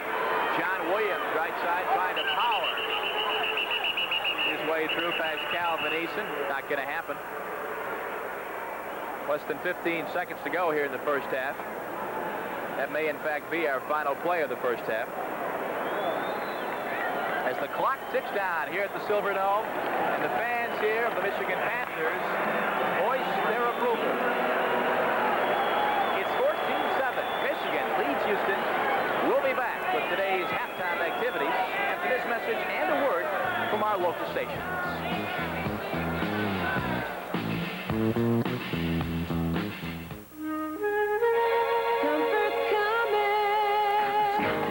Heating or cooling, caring about your comfort is all we do. We and our dealers do it every day for millions of people like you. Count on the man with Train. Comfort's coming from Train. Train air conditioning. 50 million people take comfort in it.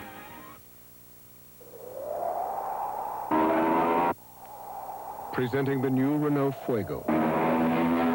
Inspired by the winningest turbos in Formula One racing. Turbo or 2.2. The new Renault Fuego. So the only question is, turbo or not turbo? The one to watch, the one to watch, the one to watch. Renault. I started delivering beer in 1893. At the time, Milwaukee was teaching America how to really brew a quality beer. Well, guess what? Times haven't changed all that much. This is today's Milwaukee's best, with a smooth old-time taste, old-time quality, and a real fair old-time price. Milwaukee's best. It's one of the best deals I've seen around here since 1893. Introducing Milwaukee's best. Old-time quality at an old-time price. It had been the jewel of the Roman Empire, treasured for its beauty and its bounty.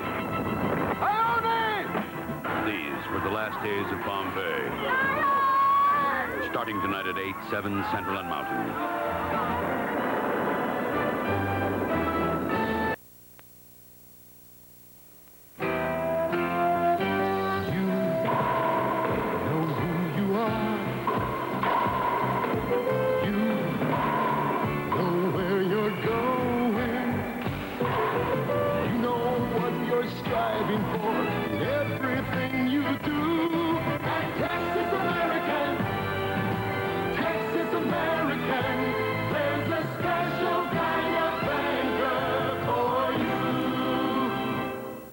Joseph's, we make the best of time. You remember that canoe we built? If I could hold time in my hand, there's sometimes I'd never let go. No one makes the best of time like Herman Joseph's, aged longer than any leading American beer, even Michelob, for a mellow, unforgettable taste, time after time. Time's what you make of it this time. Make the best times happen again. Herman Joseph's, we make the best of time. This man's golden years are actually golden.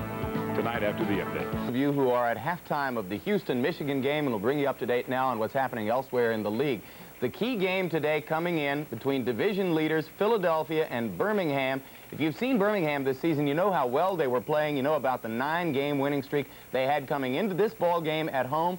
Well, the bubble has burst as the first half was a near-perfect performance for the Philadelphia Stars. It started early. They got field position after a punt exchange. David Riley went in from 4 yards out, 7-0 Philadelphia. Then after a Trout field goal made it 10-0. Look at this. Bucina down the middle to Herbert Harris, into the hands of Ricky Ray, out of the hands of Ricky Ray, and back to Harris. He went in from 51 yards. It was 17-0 Philly, and if they hadn't known it already, the Stallions knew then what kind of a day it was going to be. 2 more Trout field goals made it 23-0. Then just before halftime, Bucina to Fitzke from 12 yards out. At halftime, it is 30-0, the Stars over the Stallions. Good game going on in the New Jersey Meadowlands for about 3 minutes, and now that one has deteriorated into a rout also, as at halftime, New Jersey's on top of Oklahoma, 28-3, and here's a look at how it happened. Brian Sipe got the Generals on the board at the end of their first possession. 13-yard touchdown pass to Sam Bowers. It was 7-0 New Jersey. Then moments later, Herschel Walker, who has not broken away much in the USFL, finally did so. 62-yard run down the right sideline. Walker already had 87 yards rushing in the game. They were about halfway through the first quarter, and it was 14-0 favor of the Generals. In the second quarter, New Jersey continued to pour it on. Sipe first looks for tight end Jeff Speck, who has emerged as an outstanding receiver for the Generals.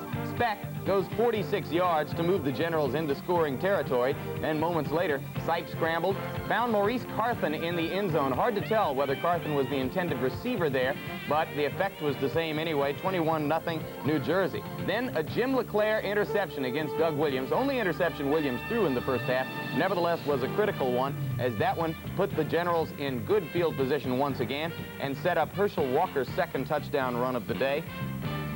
From 2 yards out, that made it 28-0. Now it's 28-3. Herschel is well over 100 yards in that ball game, and Scythe has also had a terrific game as he completed 11 of 13 passes. Chicago blitz at San Antonio Gunslingers, 17-7 San Antonio at the half, and halftime in the Washington Federals game against the Memphis Showboats. The Federals, looking for their second win of the year, are on top of the Boats, 3-0 at the half. Monday night's game, of course, Arizona Wranglers against the New Orleans Breakers. The Breakers are getting a break today if Birmingham is beaten by, I should say, by Philadelphia. And one correction on the score I gave you earlier. I've just been told that Birmingham was able to squeeze in a field goal just before the half, so make the Philadelphia-Birmingham score 30-3 instead of 30-0. Arizona's Wranglers can move to within 2 games of the division-leading Denver Gold in the Pacific if they can put the hurt on New Orleans in the Louisiana Superdome tomorrow night. You know that Jack Whitaker is known for his outstanding work in the sport of horse racing. He's going to have a final word on the Kentucky Derby when we come back immediately following this. More hot stuff. Wendy's got potato stuff 2 new ways. New stuff is hot. Chicken a la king ought to hit the spot. Chicken, mushrooms, and peas, you're gonna like it a lot. Stroganoff with mushroom gravy and sour cream, too. If you want new hot stuff, we've got it for you. That's big news to me. They're new, they're hot, they're something better for Wendy's kind of people. All across America, Sears National Automotive Sale is on now. Big savings on batteries, shocks, spark plugs, oil and filters. Save 30 to 50% on silent cushion aramid belted radial tires, as low as $29.99 each. Get our lowest price in 5 years on Sears heavy-duty shocks, now just $4.99 each. So hurry in now to Sears National Automotive Sale, where we install confidence day and night. Finish more for your ride at Sears.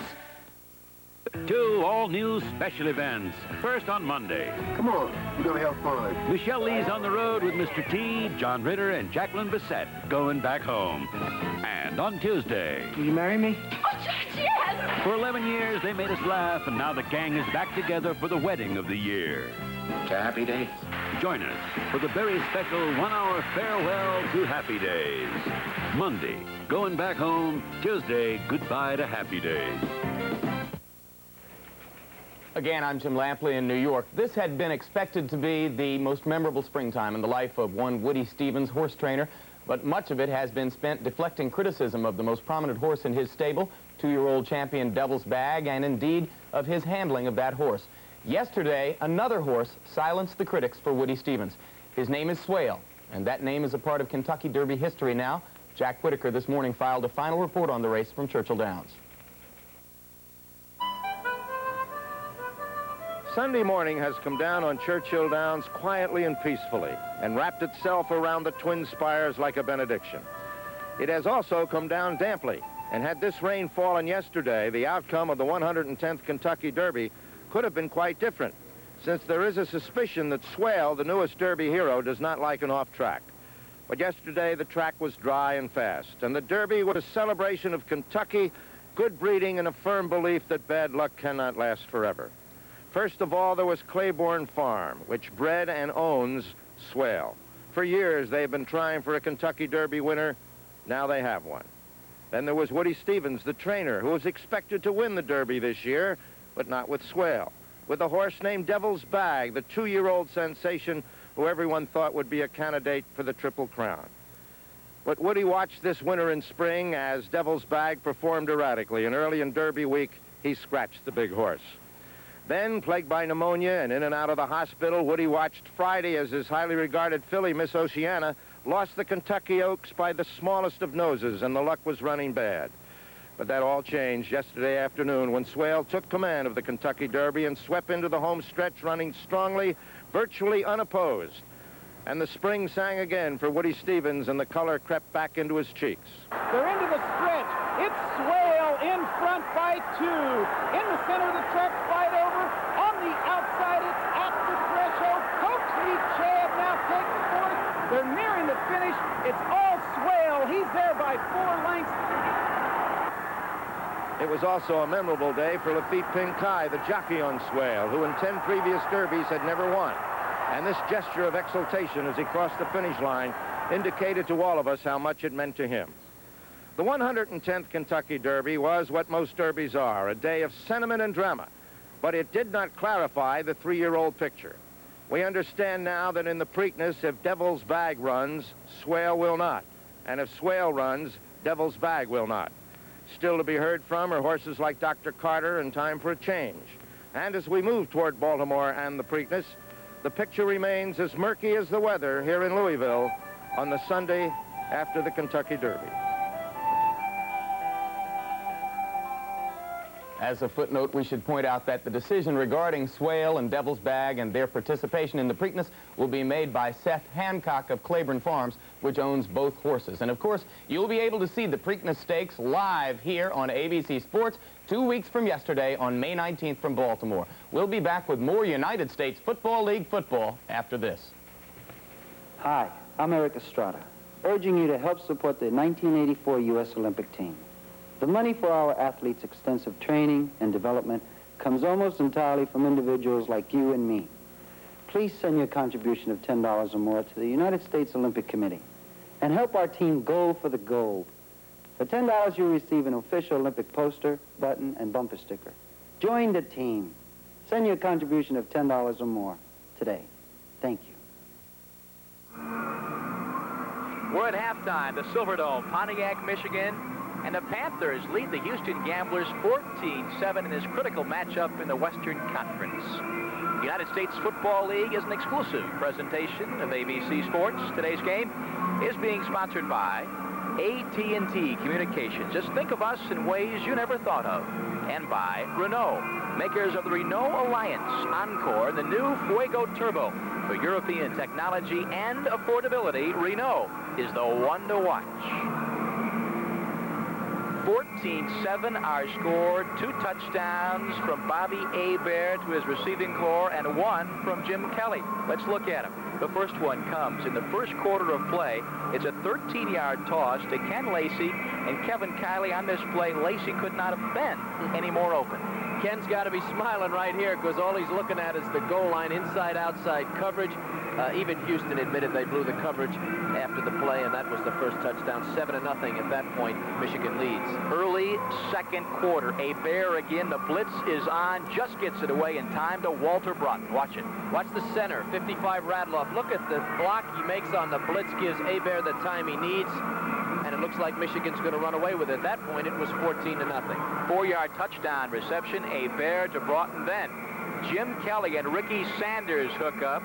Watch the pump here coming up once, and then he'll throw it 37 yards. Great effort by Sanders. Well, that's right, Corey. Key to the play was the pump and the run by Sanders. Never go for the head. It's a very small target. Chances are you're going to miss it as Sanders goes in for a touchdown. Kelly to Ricky Sanders. That made the score 14-7, and that is where we stand right now. Our first half statistics, let's take a look at those if we could. First downs. Michigan leads 10-6. The rushing yardage, of course, Houston always trails in that category. 79-50, Michigan in front. Passing yardage, 140-94, Houston in front. Total yards about the same. Turnovers, always a critical factor. Houston has a couple, and Michigan has 1.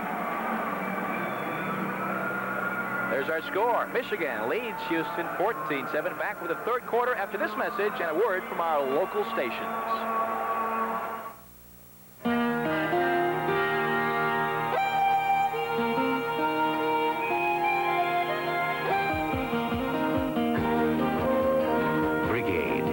A shirt with a certain style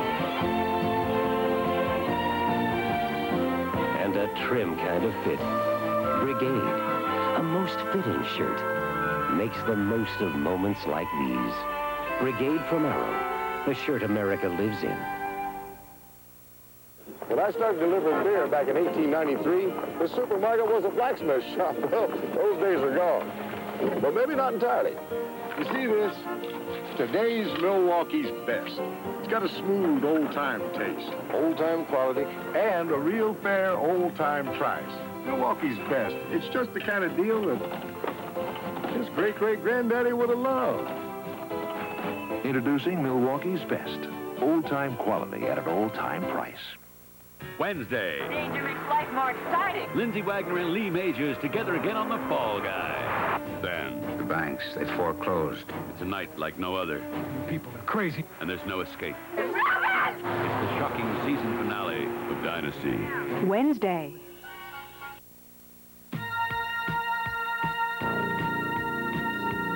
Now, discover the quick response and smooth performance of new Exxon Extra, our highest octane unleaded gasoline ever.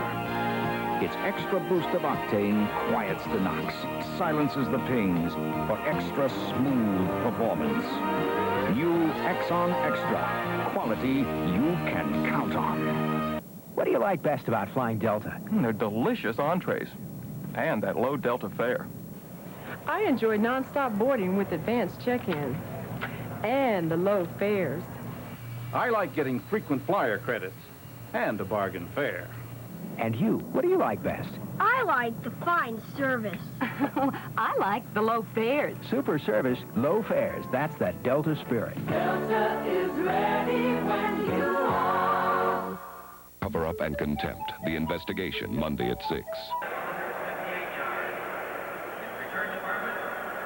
Corey McFerrin, Kevin Kiley, and Jim Paskey at the Silverdome in Pontiac, Michigan. The Panthers and the Gamblers about to get cranked up here in the third quarter. And Kevin, not at all like their first matchup at the Astrodome, March the 26th. In that game, of course, 52-34. Michigan, all-time USFL record for most combined points. 70 passes thrown, 878 yards in the air, 8 touchdowns thrown. We haven't seen that kind of a game, at least not yet. Right, we still have a half to go. I think as you look at Jack Pardee, the Houston coach, the problem with the Houston team and why they're not scoring is that Jim Kelly threw those 2 interceptions. They never could get it rolling. And the offsides penalty to Michigan, I think, destroyed the continuity of their offense. Whenever they got rolling there in the first half and they thought they were going to put their offense together and maybe get a drive going, they jumped off sides, and they did it 3 or 4 times. So I'm sure in the locker room, the topic of conversation was mistakes, errors. Both of these teams are capable of scoring more points than you could ever want in a football game, at least if you were a defensive team. So I think what you're going to see is a little more concentration, hopefully, from both teams and some points on the board. These 2 teams can explode in a hurry. And Kevin, let's not count out an explosion on the scoreboard either. That first game we told you about 52-34. The halftime score was only 17-14. So we could have a wild second half. Tony Fritz will kick off for the Gamblers. And the crowd is ready. So are we. Here we go. That is Bentley receiving on his own 4. Across the 20, slides up to about the 26 or 7-yard line. Michigan will put the offense on the field to return to 22 yards. If you're wondering, by the way, what that roar is all about, they're showing us the Tigers and Indians score here. The Tigers and Indians all tied, as you can see, at 5. The Tigers up at bat, and this town is going crazy with the Detroit Tigers and that wonderful start to the 1984 baseball season. You got some sports fans in this area, don't you, Kevin? I tell you. You sure do. Bobby just under 100 yards in the air for the first half. A couple of touchdowns, 1 interception.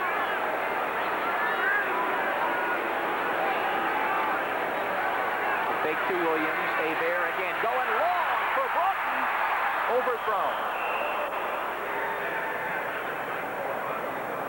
Coverage supplied by Hollis Hall and Bobby Hebert, intended for Walter Broughton, about 5 yards too long.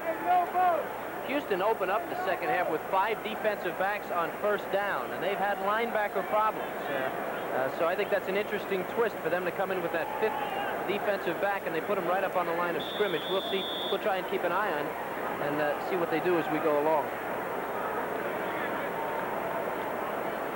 One of the problems they have, Kevin, as we know, is the fact that they've got a couple guys out in the linebacking spot. Perhaps they're not satisfied with their play, and they might go a little more often to the 5 defensive back line. Hebert, his first really long throw of the afternoon, unsuccessful. See what he does here on 2nd and 10 here early third. They give to Cleo Miller. Not much there. A couple yards at best. Tony Fitzpatrick, who earlier in the game got his bell rung, is back out there doing his best. The defensive line for Houston. Houston playing their safety right up on the line of scrimmage that time, or at least a yard behind it, and it paid off. Number 34, Calvin Eason, one of the leading tacklers. Look where he is, right behind the middle linebacker, Diala, and he comes up quick, helps out on this tackle. As you see Fitzpatrick getting driven off the line just a bit there. All right, it's 3rd and 8.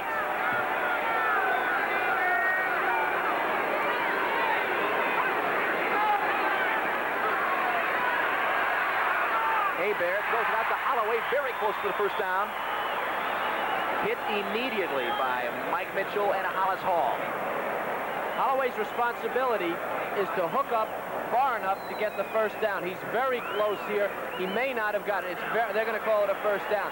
But we'll take a look at Bear as he goes back. He looks right, but then he knows Holloway's on the left, hooking up right there inside the zone. He goes down immediately, but Derek knows his job, and that's to be over that first down marker. Make a point here that in the first game these two teams played, it was a close score at the half, and Michigan uncharacteristically came out in the third quarter and started bombing the ball, throwing it long, and they did it on the first play here in the third quarter, so we may be looking for some long passes for Michigan.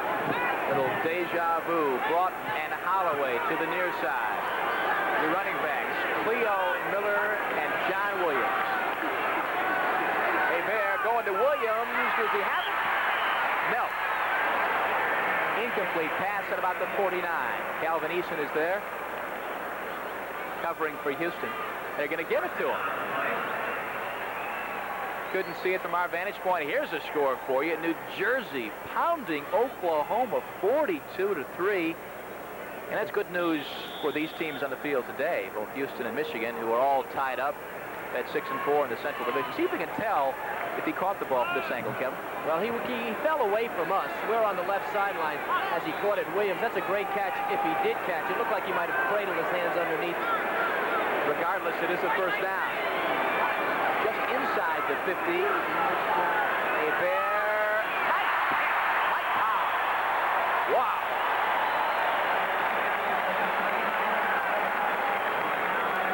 Big lead catch by Mike Cobb, the tight end. This is terrific defense. Cobb is the tight end on the right, and Bear looking at him, throws the ball in a good spot because Cobb's the only one that can get it. But look at this defense here. They're on him.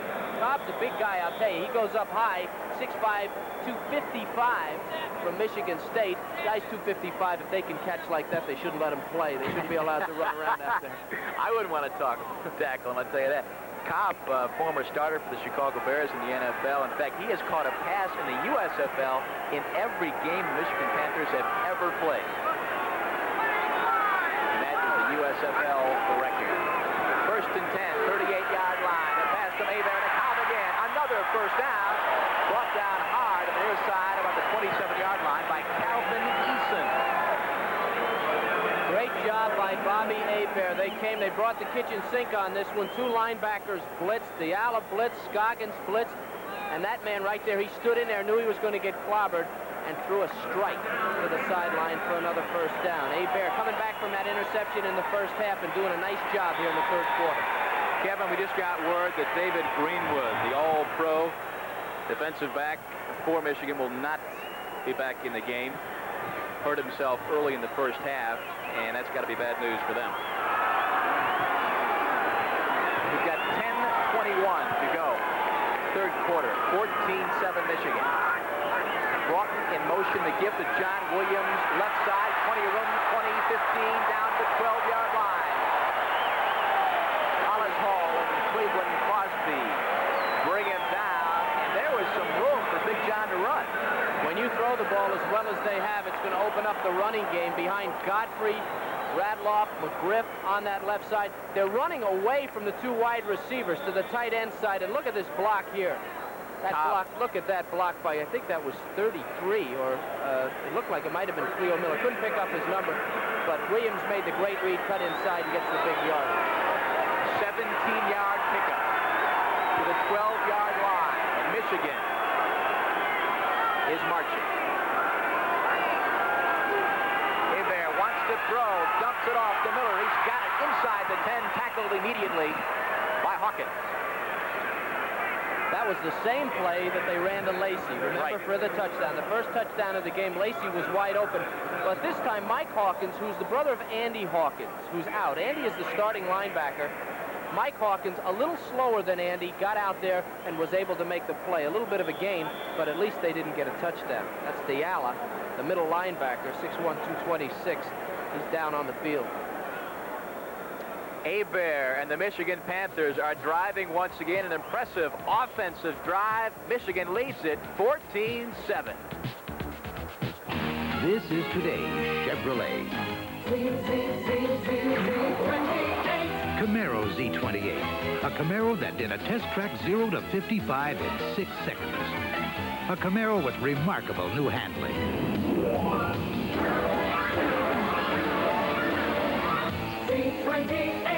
Camaro, more beauty and a lot more beast.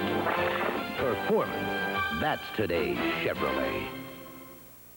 Hi, Bob Do-It-Yourself Hope here for Haviland Supreme Motor Oil. Texaco's formula with its 9 additives gives proven engine protection against wear, rust, and corrosion. And Haviland's Friction Fighter reduces engine friction to help save gasoline in your car. Next time you change oil, get the motor oil that gives you proven engine protection and helps save gasoline. Haviland Supreme.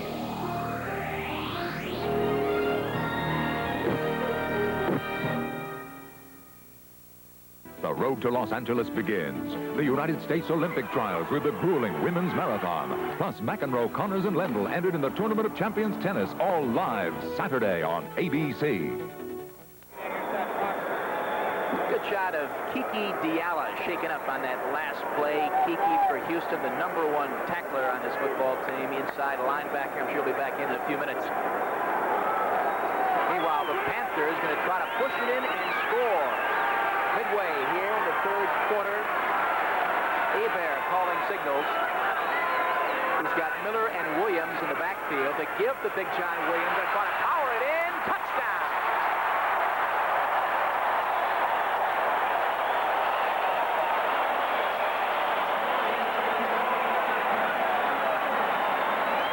Michigan scores a 7-yard run by Big John Williams. They take the lead 20-7. You ever hear those stories about offensive backs and quarterbacks buying dinner for offensive linemen? Take a look at number 74 on the right of your screen. Look at this block. And John Williams walks in. Anytime you get in without getting hit, you owe somebody a dinner. Let's watch it now from the end zone. They've got guys bunched up in the middle here. Now look at Williams as he takes off. Right there, they have a chance to stop it, but not when Penny gets outside. Look at Penny leading the play. Linebacker misses it, and it's all over for Calvin Easton. He's just a defensive back. He's not going to be able to hold off the block. Super block. The extra point is good, and we're seeing some action at the Silverdome. Michigan takes a 14-point lead.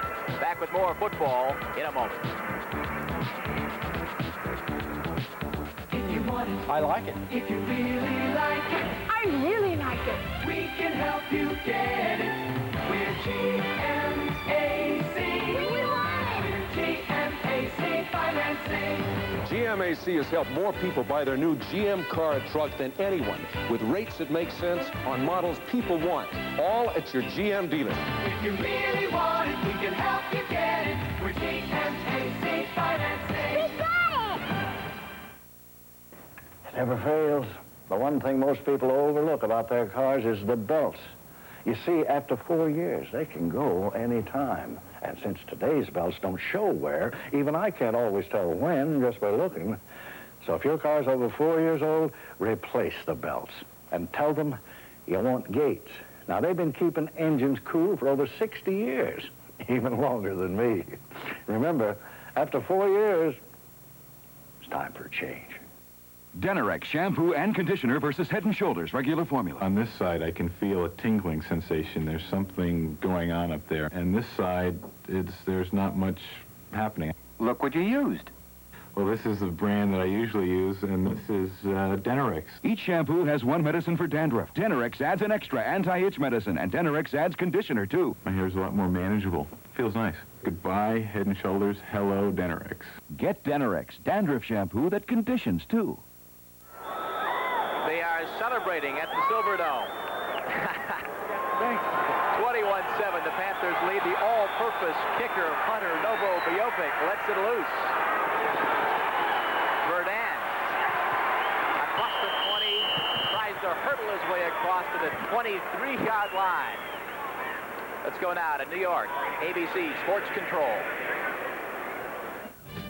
Corey, with that 14-point lead, the Panthers are now in position to break the log jam in the Central Division. The game in New Jersey has become a major bloodletting. You see the sack of Williams there, the recovery by the Generals' Jim Byrne. This is after New Jersey had already made it 35-3 in the third quarter. Then Pegues on the 3-yard touchdown run. It is 42-3 Generals over Oklahoma in the third. Back to Corey McFerrin in Michigan. The Generals smoking them. Here, we've got a little closer game. The Panthers lead Houston 21-7. Jim Kelly and the Gamblers at their own 22-yard line, 1st and 10. Draw play, that is Fowler. Got some room for the first down, continues to bust his way up to the 40-yard line. Fowler, who's not the fastest guy in the world, playing now in place of Sam Harrell, who was injured 4 weeks ago and broke a bone in his arm. But I'll tell you what, this Fowler is a good, solid player to have and a good blocker. The scoring drive for Michigan, 9 plays, 72 yards, took over 6 minutes. Great drive, perhaps the best offensive drive we've seen today. I think it was Williams, a 7-yard run for the score. Jim Kelly, 15 of 23 so far today, 150 yards. He's thrown for 1 touchdown, twice been intercepted. Fowler again. Drives for 3 or 4 yards. I think it's the first time I can recall they've had 2 successful running plays. Let's go to Jim Paschke on the sideline. Jimmy? All right, I'm with nose tackle Tony Fitzpatrick. Michigan offensive line is doing some pretty good position blocking. What adjustments can you make to stop them? Well, I think the main thing we need to do is get off. You know, they're tying us up. They're getting good grips on us, and they're tying us up, like I said, when you get off and make the play. They're not doing much inside. They're bouncing out that's killing us.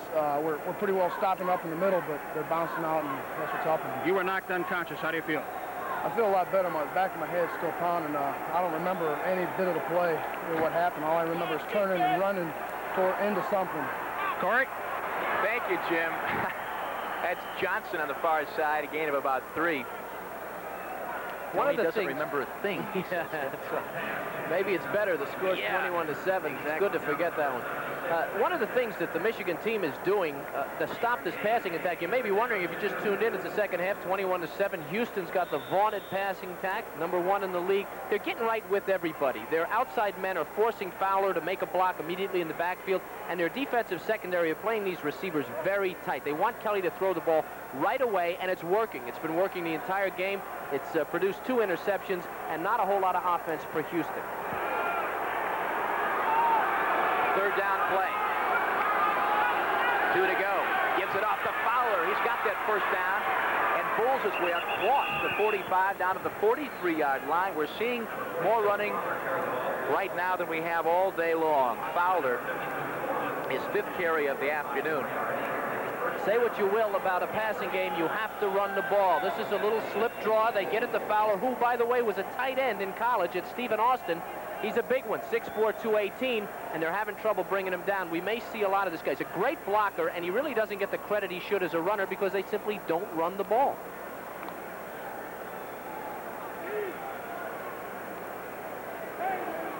First down, 44-yard line of Michigan. Kelly looking long, got a man, Sanders wide open, 10, 5, touchdown. And Houston is right back in it, 44 yards, Kelly to Sanders, and again, Ricky wide open. Give me Jim Kelly any day. Sanders gets the touchdown, and Kelly gets the raw end of this deal. Take a look at this. Somebody misses a block. Here comes a defensive lineman. Kelly stands in there and throws it. He goes down hard, but this is the play they've been trying to run all day, this seam pass. It was wide open early in the game. We talked about it. Ricky Sanders beats the zone, splits it, and goes in for a touchdown, and that's Houston's game, I'll tell you. And remember, they ran the ball successfully, and that opened up the passing game. It's been an axiom in football for many years. Kick by Bridge is good. Ricky Sanders, quite a day. 7 receptions, 105 yards, and 2 touchdowns. The action action's heating up. Michigan leads by a touchdown. Welcome! Working at Shorty, your days belong to somebody else, but your nights are all yours. To Miller time! Now comes your time with the best beer you can find, Miller High Life. Bring your thirsty self right here. You've got the time, we've got the beer for what you have in mind. Welcome to Miller time. Chevrolet announces a major price reduction, all the way down to $5,990 on our tough Chevy S10 short wheelbase pickups. A reduction of over $400. And that's not all. Special factory incentives to dealers make it possible for them to pass along up to $500 on all new S10 pickups and maxi-cabs if you take delivery out of stock by May 31st. It's a great time to save on a tough Chevy S10 pickup. See your Chevy dealers now. Paying amateur athletes for winning. Is it right? Watch 2020 Thursday. Big sports lineup on ABC next Saturday, starting at 2 o'clock Eastern Time. You can watch the U.S. Olympic trials in the women's marathon and a tournament of champions. Tennis, Jimmy Connors will be there, so will John McEnroe. That's all next Saturday right here on ABC, beginning at 2 o'clock Eastern Time. Kevin Conley got ourselves a ball game, 21-14. Tony Fritsch is teeing it up. You can't mistake Tony, can you? You look at him down there and you know it's Tony Fritsch. Tony doesn't wear any pads in his pants. See that? I tried that one day. I was out for 4 weeks. It's very comfortable. Well, when Tony hits a football with his right foot, he usually trots off to the side. Yeah. Here we go. Squib kick up the middle. Fritsch does that a lot. 10-yard line. It is bobbled, and that is why they do it a lot. Albert Bentley picks it up, and he is knocked down at the 12-yard line. Good defensive play there for Houston. Reggie Bonner, special teams specialist, returned it only 7 yards. That squib kick can be very effective sometimes. Good shot at Tony. Saying yes. Thank you very much. What it is. Tony Fritsch from Austria. In fact, played soccer for many years before he got into football in the NFL.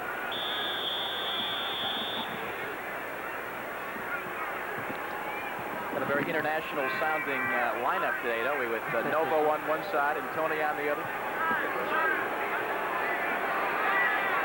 12-yard line. Bobby Hebert, his team leads by a touchdown.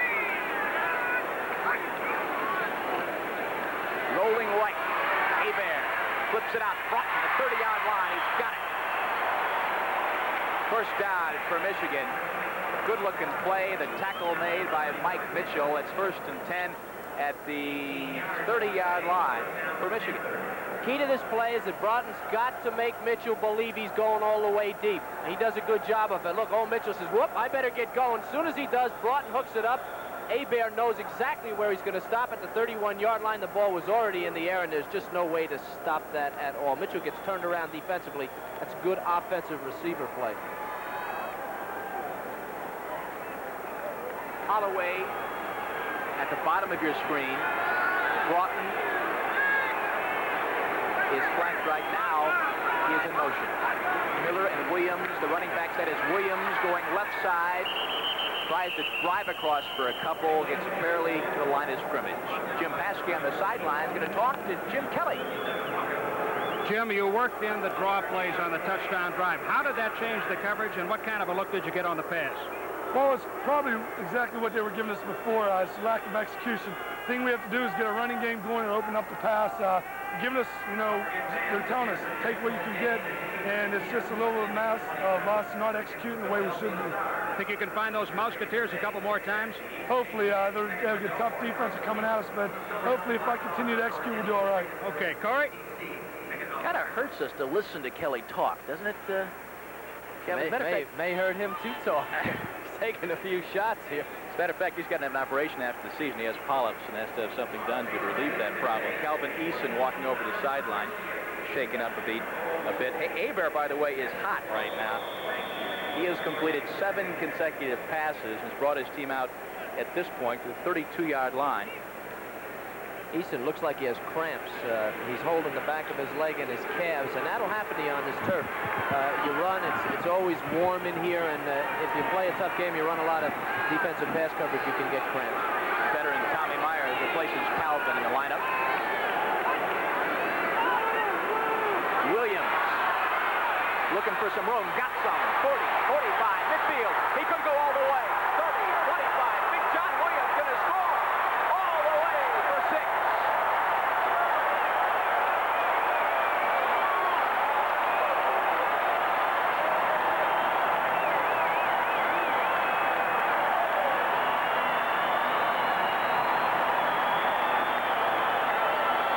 They are fired up at the Silverdome. Big John Williams, 68 yards for the score.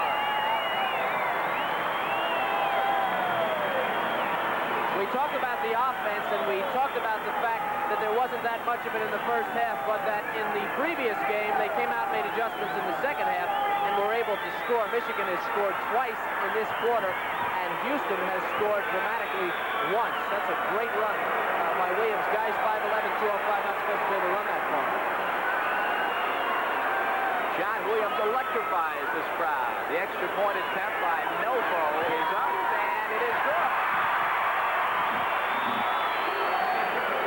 Got ourselves a 28-14 ball game, and whenever Michigan scores and gets ahead by 2 touchdowns, Houston comes right back. What a run here, Kevin. Well, you remember what Fitzpatrick said. He said they were doing all right inside, but they were popping outside. Look, the 2 defensive backs take themselves out. The defense didn't do too bad a job of stringing it out, but when you let a guy like Williams square his shoulders up and get downfield, this is going to be the result. All the way, 68 yards for a TD. That's the longest touchdown run in Panther history. 28-14, Michigan. Today's cars do things yesterday's cars didn't. Please fasten seatbelts. Their smaller, higher revving engines begin to break down an oil's viscosity within 1,500 miles. The tests show Castrol suffers no significant loss of viscosity even after 5,000 miles. So listen to your car. Exceeding recommended RPM. It may be telling you something. Castrol, engineered for smaller cars. MasterCard, I'm bored.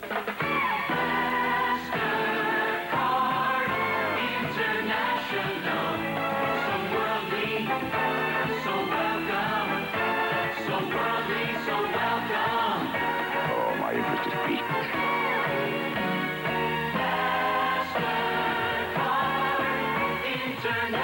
MasterCard, I'd follow you anywhere. The race for the coveted pole position, the Indianapolis 500 time trials live, plus the Cheyenne Frontier Days Rodeo, and the finest women gymnasts on ABC's Wide World of Sports, Saturday. Michigan strikes very quickly. 3 plays, 87 yards. Of course, the big one, Williams' 68-yard touchdown run. John, a second-year man out of the University of Wisconsin. Novo says, let's have some noise, and the fans respond. Verdun takes it out. 15, 20, 25, 30. Got some room across the 35, the 38-yard line. Tell you what, Gamblers are not going to roll over here. Return of 39 yards. Fine job from Clarence Verdun. Verdun averages 23 yards on kickoff returns. He's among the leaders in the league, and a very dangerous kick return. He took that one inside the goal line. Very smooth runner. Nice to watch him. Take a look at this guy. I once asked a coach, I return kickoffs. I said, what should I do, coach? He said, well, find a spot that somebody else isn't running on, and you run on it. I said, that's it? He says, it doesn't take anything else except you got to be a little bit strange to want to do that.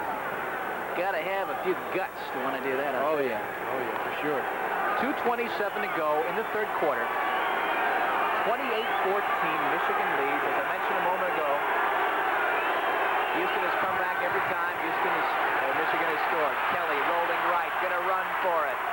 Jumps out of bounds, about a gain of 8 yards. Jerry Argovitz, the owner of Houston, on the sidelines, and the Blazers. Will Coakley forced Jim out.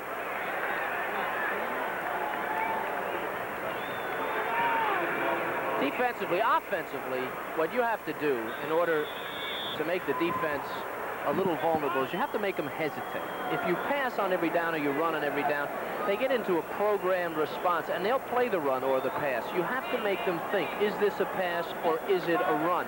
And I think those of you that have been watching this game see the difference since they ran those draw plays. We're getting just a little bit of hesitation by Michigan on defense, and it's opening up a few things for this Houston offense. Second and a couple. Draw play, Fowler. Got the first down across midfield, still on his feet. Down inside the 40-yard line, and Kevin, quite a sage, young man. Well, it doesn't take too much to figure it out after it works a few times that they're going to see it, and this will make a difference. Now watch here. As I said, the rule is for the linebacker, don't move till he passes the back. See, the linebacker took a route on the outside there, and he opened it up. Once he gets past the line of scrimmage, it's just Fowler and the defensive backs, and boy, as a defensive back, you hate to see a guy like that loose in the backfield. 6 rushes, 54 yards for a team that doesn't run, and this is just in the third quarter. The guy's starting to turn it on. Inside the 40-yard line, Jim Kelly gives it off to Fowler again. This time, nothing doing. Stacked up at the line. Ray Bentley, inside linebacker, came up, as did Kyle Borland. The purpose of a running play isn't always to gain yardage. Sometimes it's to make them change their coverage. If you let safety sit back 15 yards, they're going to pick off passes on you. But if they're going to want to get a running start on a guy 218 pounds, and you'll find they'll creep up to the line of scrimmage, and that'll open up that long game.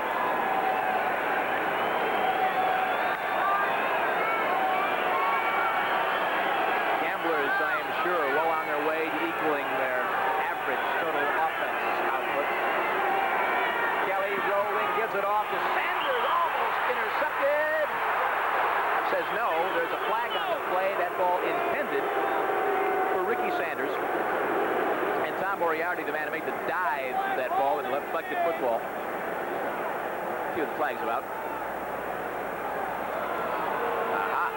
It's a personal foul. See who it is. Defense, and Jack's wiping off there. He's worried. He thought that was against his guys. That was a whoo. He knows momentum when he sees it. He didn't want it stopped. 15 yards is always nice. Personal foul, number 65 on the defense. It's first down. That's Banaszak. Actually, it's David Tipton. Excuse me. 65, the nose tackle. I think I wanted to say to Banaszak. Banaszak had a quote in the papers this week. He said, someone's got to pay for what's happened the last 4 weeks. Banaszak in first place for Michigan, and he's talking about that losing streak, and then he went on to say, I feel sorry for the gamblers. John Fenn, to the Super Bowl 3 times, played for the Steelers for 7 years. Quite a reputation as a very impressive football player. The draw to Fowler across the 20, 15, 10, drives to the 7-yard line, and the running game is clicking for Houston. Who would have thunk it? You know, what Michigan's been doing this entire game, they've been forcing Kelly when he rolls, and they've been taking their line and moving it over in front of him when he tries to pass. Now watch what they do here. This is a misdirection draw. They all start to the left, including the defense. Fowler steps back to the right. There's nobody there, and again he's loose in the secondary, and that's going to give some guys a headache. I'll tell you, little defensive backs, they don't want to put their head in there too often. It can get painful. 8 rushes, 71 yards. Fowler's best game of his career. Hey, you see it again. That's a good shot of it there. You see the way he started left, he goes right, and he's loose up the middle. Fowler enjoying a heck of a game. That's the end of the third quarter of play. We're going to have one heck of 15 minutes to go. Michigan leads it by 2 touchdowns. The elements will come to test your spray paint outside where metal needs great protection. When you choose an ordinary spray paint based on price, you pay the price. When you choose Rust-Oleum spray paint, you choose a paint that fights fading and rust longer than ordinary spray paint. When ordinary paints fail, Rust-Oleum won't. Rust-Oleum, supplier of paint products to the 1984 Olympics. Men, we're going to live off the land. It's going to be rough. Either you pitch in or shape up. When you're far from home, you can't beat a Honda portable generator. you get 600 watts of power when you're nowhere near an electrical outlet. Commander Fred, can we come in? Hold it, men! I'll be right out. The Honda portable generators for camping, hunting, boating, even charging your car battery. Tonight, we must save our fortune. For some, it was the beginning. Oh, I love you. For others, it was the last days of Pompeii. Starting tonight at 8, 7 Central and Mountain. Lots of stockbrokers go out of the way to sell you on how to invest your money. Not Fidelity. It's a great deal. Oh, absolutely. The hard sell costs, and you pay. So Fidelity doesn't even have brokers. That's one reason buying stock through Fidelity saves up to 75% on full commission rates. 75%. Doesn't that sound better than a sales pitch? Call Fidelity Investments. Total performance for over 1 million investors.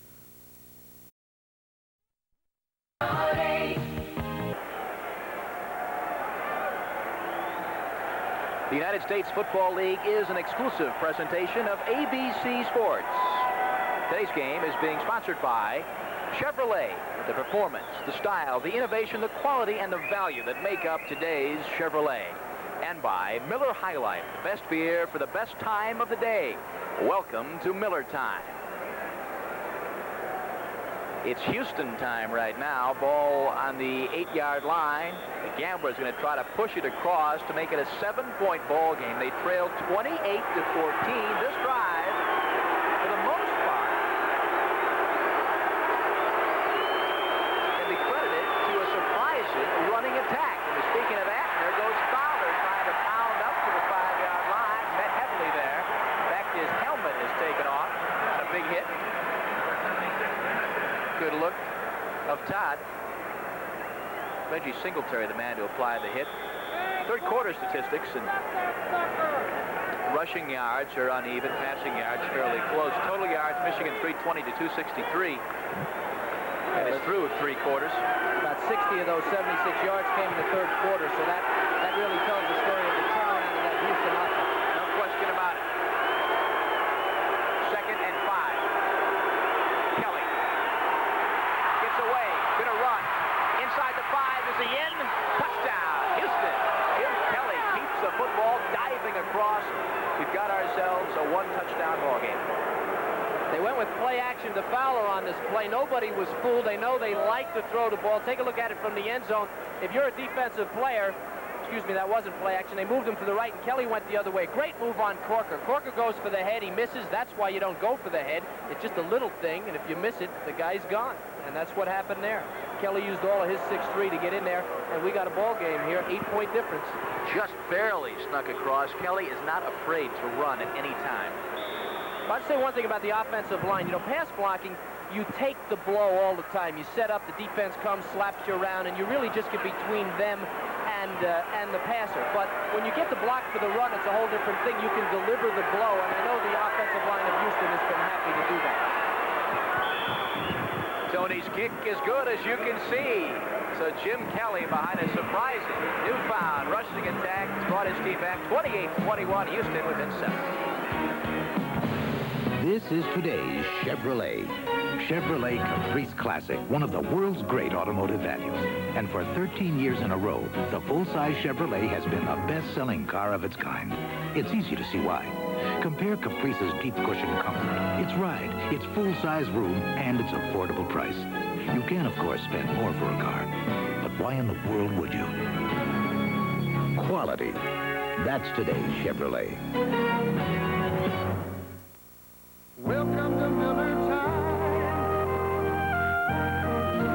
At Miller High Life, time is everything. Beer drinkers come to us because we've been brewing in extra quality for the last 129 years. That's a lot of our time. But it's the reason you spend your time with us when you want the best beer you can find. Miller High Life.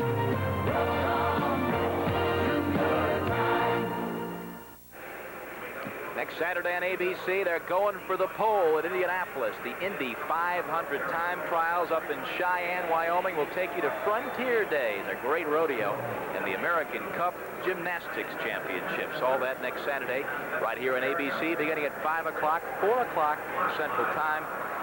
Kevin, you spent some time up in Laramie. Ever go over to the Frontier Days? I passed through a few times. Ride a couple bulls or something? Well, no. I'm sure you could have done it if you tried, Kev. Fritz to kick it off. We got a 28-21 ball game. Onside kick. Does not work. Does not work. Michigan comes up with it. Major surprise. And the man to walk away with the football is number 67, Max Gill, special teams man for Michigan. What about that play? I'll tell you, I could sit here and criticize. I loved it. I could sit here and tell you why you shouldn't do it. There's about 100 reasons why you shouldn't and one why you should. But I loved it. I thought it was great. Fish can really handle the ball. He's a good soccer player, obviously, and he can handle the ball with his foot. This is a very good onside kick. What he's looking for is a big bounce, and he doesn't get it. See, these two guys lay down, and Michigan's really lucky, because see how the ball stays on the ground? If that thing takes a big bounce, and these guys are able to hit those guys, it's a free ball. Good shot. The defense is not playing all that well for Houston, and their offense can score at will almost, so I got to go with them. I like it. They're not afraid to do some unusual things. Hebert inside the 50. Plenty of time. Going to scramble. Gets away to the 45. Takes to the turf at about the 43-yard line. Down to the field. And Jim Paskey. Jim? All right, Corey, I'm here with Anthony Carter. The Panthers were scoring some 30.5 points with him in the lineup. They've been scoring about 15 points on the average with him out.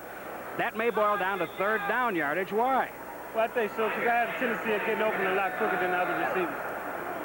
What else is missing with you not in there? Obviously, one of the long ball threats is gone, but you take a star out, and it fouls things up, but how so? Yeah, I think it's kind of hurt the ball club when I got injured, and it's kind of down because I have a tendency of getting a big play for them, and, you know, they take a lot out of the guys because they man is out.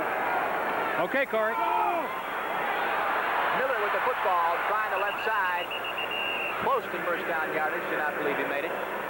They tell us Anthony Carter's arm is coming along very well, but they don't plan to rush him back. In fact, chances are he will not reappear in a Michigan uniform this year. 6 plays, 61 yards for the touchdown for Houston. Took a little over 3 minutes. 5-yard touchdown run as Jim Kelly takes it across. We talked about Anthony Carter at the head of the show in the open. That's a devastating loss, a guy like that. He makes everybody better on the football team just by being out there. Doesn't have to catch a pass, just has to be out there. 3rd and 1. Miller and Williams in the backfield. Hebert rolling. Look out. Gets away from one man. Williams there to block for. Better get rid of it. No. Taken down at the 45-yard line. That is Cleveland Crosby in pursuit, who made the tackle. Hebert's hurt, and he's hurt because he didn't get out of bounds. And this is what Kelly of Houston is criticized for, and this is a very similar play. See the roll, how they roll? That's what Houston does. Fitzpatrick almost gets his hand on him on a nice roll here. Now, Hebert can't find a receiver. Right here, he's got to get out of bounds. The kid's just too valuable. And look at these guys, 250, 60-pounders, and they got fire in their eyes. They want to get him out of the game. Hebert walks meekly to the sidelines. Throws his arms up in the air to Jim Stanley. Novo Biovic is back to punt. Calvin Eason, the sole punt returner. Novo takes his time, but he'll try to sneak it inside the 10 if he can. Calvin lets it go. Good bounce. It's down at the 6-yard line. Novo may have found himself a job this afternoon. 11:53 to go in the ball game. 28-21. Panthers lead.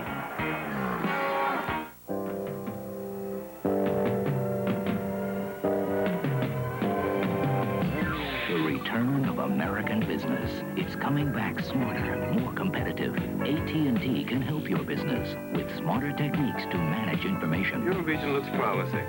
Distribution. We can ship it to you without a layover. All by tailoring the AT&T long-distance network to work for you in ways you never thought of. AT&T Communications. Look how how water can destroy unprotected wood, but not if it's protected with Thompson's Water Seal. Use Thompson's Water Seal waterproofer on dozens of surfaces. Brush on Thompson's for an invisible barrier that helps prevent water from entering and damaging brick, wood, and concrete. Your house isn't really protected until it's protected with Thompson's Water Seal. Many stores now have special values on Thompson's Water Seal. 1984 is an Olympic year, not only for able-bodied athletes, but for disabled athletes as well. This is the first time the International Games for the Disabled will be held in the United States. They'll feature world-class competitors in more than 20 Olympic-style events. I support these brave athletes, but they need your support as well. To find out how you can help, write to International Games for the Disabled, Eisenhower Park, East Meadow, New York, 11554. Preceding message brought to you by the United States Football League. Good shot at Jerry Argovitz, the colorful and sometimes controversial owner of the Houston Gamblers. They tell us he is a day-to-day, minute-to-minute operator of that franchise. Doesn't let anything go without his personal attention. He's given a lot of football players a lot of personal attention over the years. That's for sure. 7-yard line. Kelly and the Gamblers. Draw play, Fowler. This is working every time. Big room, 20, 25. Finally brought down the 27-yard line by John Corker. And that has been the key to the second half for Houston's offense. And the thing that's so funny is they run a draw. They don't have a regular play. They love to run this draw. The wide receivers are taking out patterns there. Now, see, you got to watch him till he hands the ball up. Look at the step as he steps through that hole. Great block there by number 63, the guard or tackle. We'll pick up his name for you. And then Fowler just running. He's not real fast, but he picks his holes well, and he's tough when he gets downfield. 63, Donnie Martin with a good block there on the linebacker. I think Fowler was the 332nd player selected in the draft. There he goes again. Hit hard at the line. Gains maybe one, if that. Coakley makes the tackle. That was a more traditional running play. See, Fowler, the difference between a draw and a regular running play, as we look at Fowler's 11 for 89 yards, that's great running for this team. The difference between a draw and a regular running play is on a regular running play, you start on the snap of the ball. It's very simple. On a draw, you wait for the quarterback to come back and hand you the ball. And there is a big difference there because if you have a running start, obviously you've got a little bit more momentum. The draw play is that's the type of play you're trying to trick the defense. The other play you're trying to power. Pretty even matchup there. Kelly and Hebert. This is Jim Kelly. Underthrown terribly. Tried to hit Johnson, I believe, out there. Oliver Davis on the coverage. Sets up a 3rd and 10 situation. 10 minutes to go here in the 4th quarter of play. Houston trails by a touchdown. That's not a bad stat, is it? Wow. That's an incredible statistic. Kelly's the guy they look for in a game like this. They look for Jim to get him up and to win the game for him. And Kelly has not had a real good game. In the second half, they've gone mostly with the running attack and one long pass to Sanders. He's got to get on the mark here soon. 3rd and 10. Rushes hard. Gets it off to Fowler. 35. Sneaks through to the 38-yard line. I believe he has the first down. This is a screenplay, and there's some dispute. There's been some talk about this pass being illegal because Fowler gets downfield a little bit and people start hitting other people. Now watch Fowler. Let's see what kind of depth he gets. Number 46. He is behind the line of scrimmage, and here come the linemen now. That's a legal screen, and it works very well. First time, by the way, that they've thrown a screen today, and they do screen quite a bit. And they do have the first down. It's a big first down for Houston. Remember, they started this drive deep in their own territory. We're in the 4th quarter. They trail by 7. It's a very big possession for them.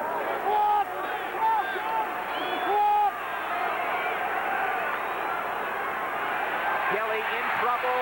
Sacked. And guess who? Number 79, Larry Bethea, is 3rd of the day. One of the things that Michigan had great success with throughout the first half was making Kelly make a decision quickly. They stopped him from rolling out. They closed that pocket around him.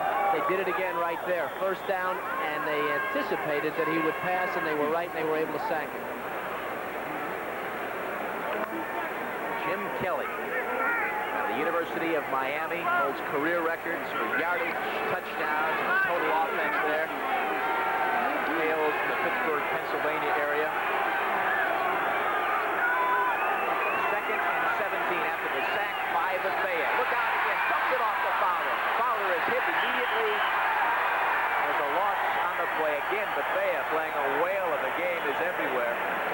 Actually, though, Kelly was lucky to get the ball off at all. I'm going to tell you, that was not luck. That was great athletic ability. That was a terrific play by the offense, and the defense was just a little bit better than that. This is good football here. Look at Kelly. He reads the blitz on the outside immediately. So does Fowler. He turns around. They get the ball to him. And look at the reaction by Bethea. He's got two men blocking him. He splits him and makes a great hit on a very tough runner. We've seen this guy run over people for the last quarter. Bethea drags him right down. That's terrific offense and great defense, too. Larry spent most of his time in Dallas backing up guys like Too Tall Jones and Harvey Martin. 3rd and 16. Big play for Kelly. Scrambling. Gonna run. 40-yard line. 43, 44, but it's not going to be good enough for the first down. Shy by about 6 or 7 yards. Singletary makes the hit. Again, they closed the pocket around him. They're coming out of the ground. That's an expression we used to have when we didn't know where they were coming from. Look at these guys. I mean, they know they've got to get to Kelly, and they force him immediately to start running. Kelly, not a bad runner for a guy 6'3", 218. This guy, he can go pretty good. Puts a little fancy doodad on him right there and gets up close to the first down, but not quite. Walters is your punter. That is Broughton, number 24, to receive.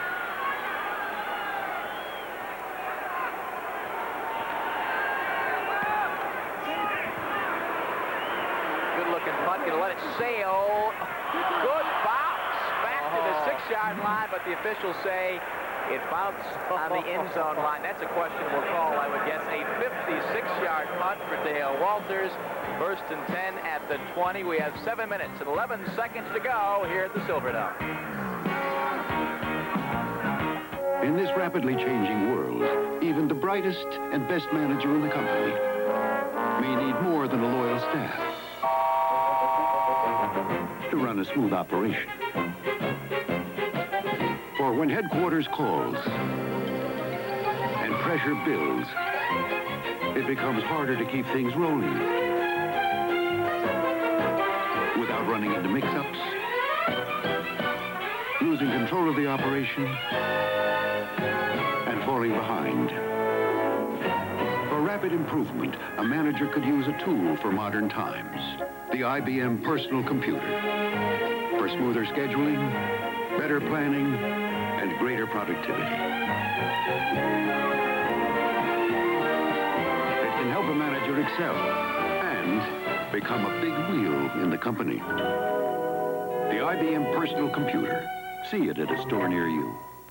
The race for the coveted pole position, the Indianapolis 500 time trials live, plus the Cheyenne Frontier Days Rodeo, and the finest women gymnasts on ABC's Wide World of Sports, Saturday.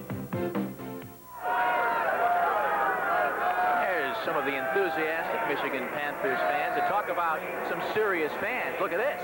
Just married, but stayed to watch the Panthers win. So far, things look good for the Panthers. They lead 28-21 with 7 minutes and 11 seconds to go here in the 4th quarter. Speaking of just married and related things, Chris Godfrey and his wife just had a baby girl last Wednesday. Tackle for the Michigan team. How about some yardage? Look at those stats. 660-some yards here today in total offense. Hebert. Up top. Is it caught? No. Fans don't like it. Cleo Miller, number 33, is over there. Actually, the ball was intended for Walter Broughton, just ahead of him.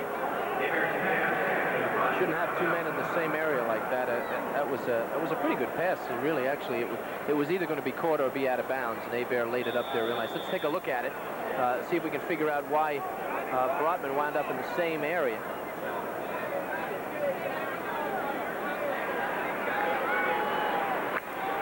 if those two guys should be standing there. No.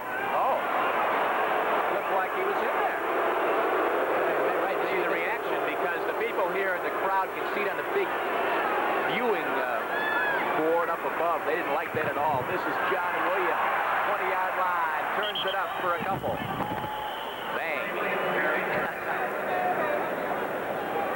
Big John, quite a day for Williams.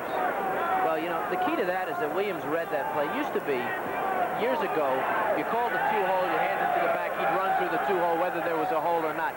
But Williams' responsibility now is to look and see what's going on. If that hole is closed, he's supposed to bounce it outside. And on that play, the gamblers gambled. And they came with a blitz on the inside, closed up all the holes. Williams read it, bounced outside, and got good yardage. So really, the running and the reading, the intelligence of Williams is what gave him that yardage. Third down and 5. Williams on the day, 109 yards rushing. Hebert going to be sacked, and the ball is loose. It's a loose football. Who's got it? Houston seems to think they've come up with a football. As Hebert was sacked, hit hard, the ball pops loose. We got some extracurricular activity. That's number 37, Tommy Myers, the longtime New Orleans Saint. Apparently, he's come up with a football. And again, the Houston Gamblers have come up with a major play, ball on the 19-yard line. Panthers have done a great job of picking up the blitz all day. On this play, they come with literally everybody. And Hebert feels it. He tries to turn, but from the backside, see, that's a safety that gets in, or, well, maybe 31, maybe Dialia, or it's Myers. Well, can't pick him up. Anyway, they get the ball, as you see. It is Tommy Myers comes up with the football. Houston on the 19-yard line. 6:51 remaining. Chevrolet announces a major price reduction, all the way down to $5,990 on our tough Chevy S10 short wheelbase pickups. A reduction of over $400. And that's not all. Special factory incentives to dealers make it possible for them to pass along up to $500 on all new S10 pickups and MaxiCash if you take delivery out of stock by May 31st. It's a great time to save on a tough Chevy S10 pickup. See your Chevy dealers now. Here's to good friends. Terrific reunion. Yeah. The last time we were here, we made history. Tonight is kind of special. I stole that ball. I made the pass. I made the shot. Make that shot again, we'll buy you a loan box. The beer will pour.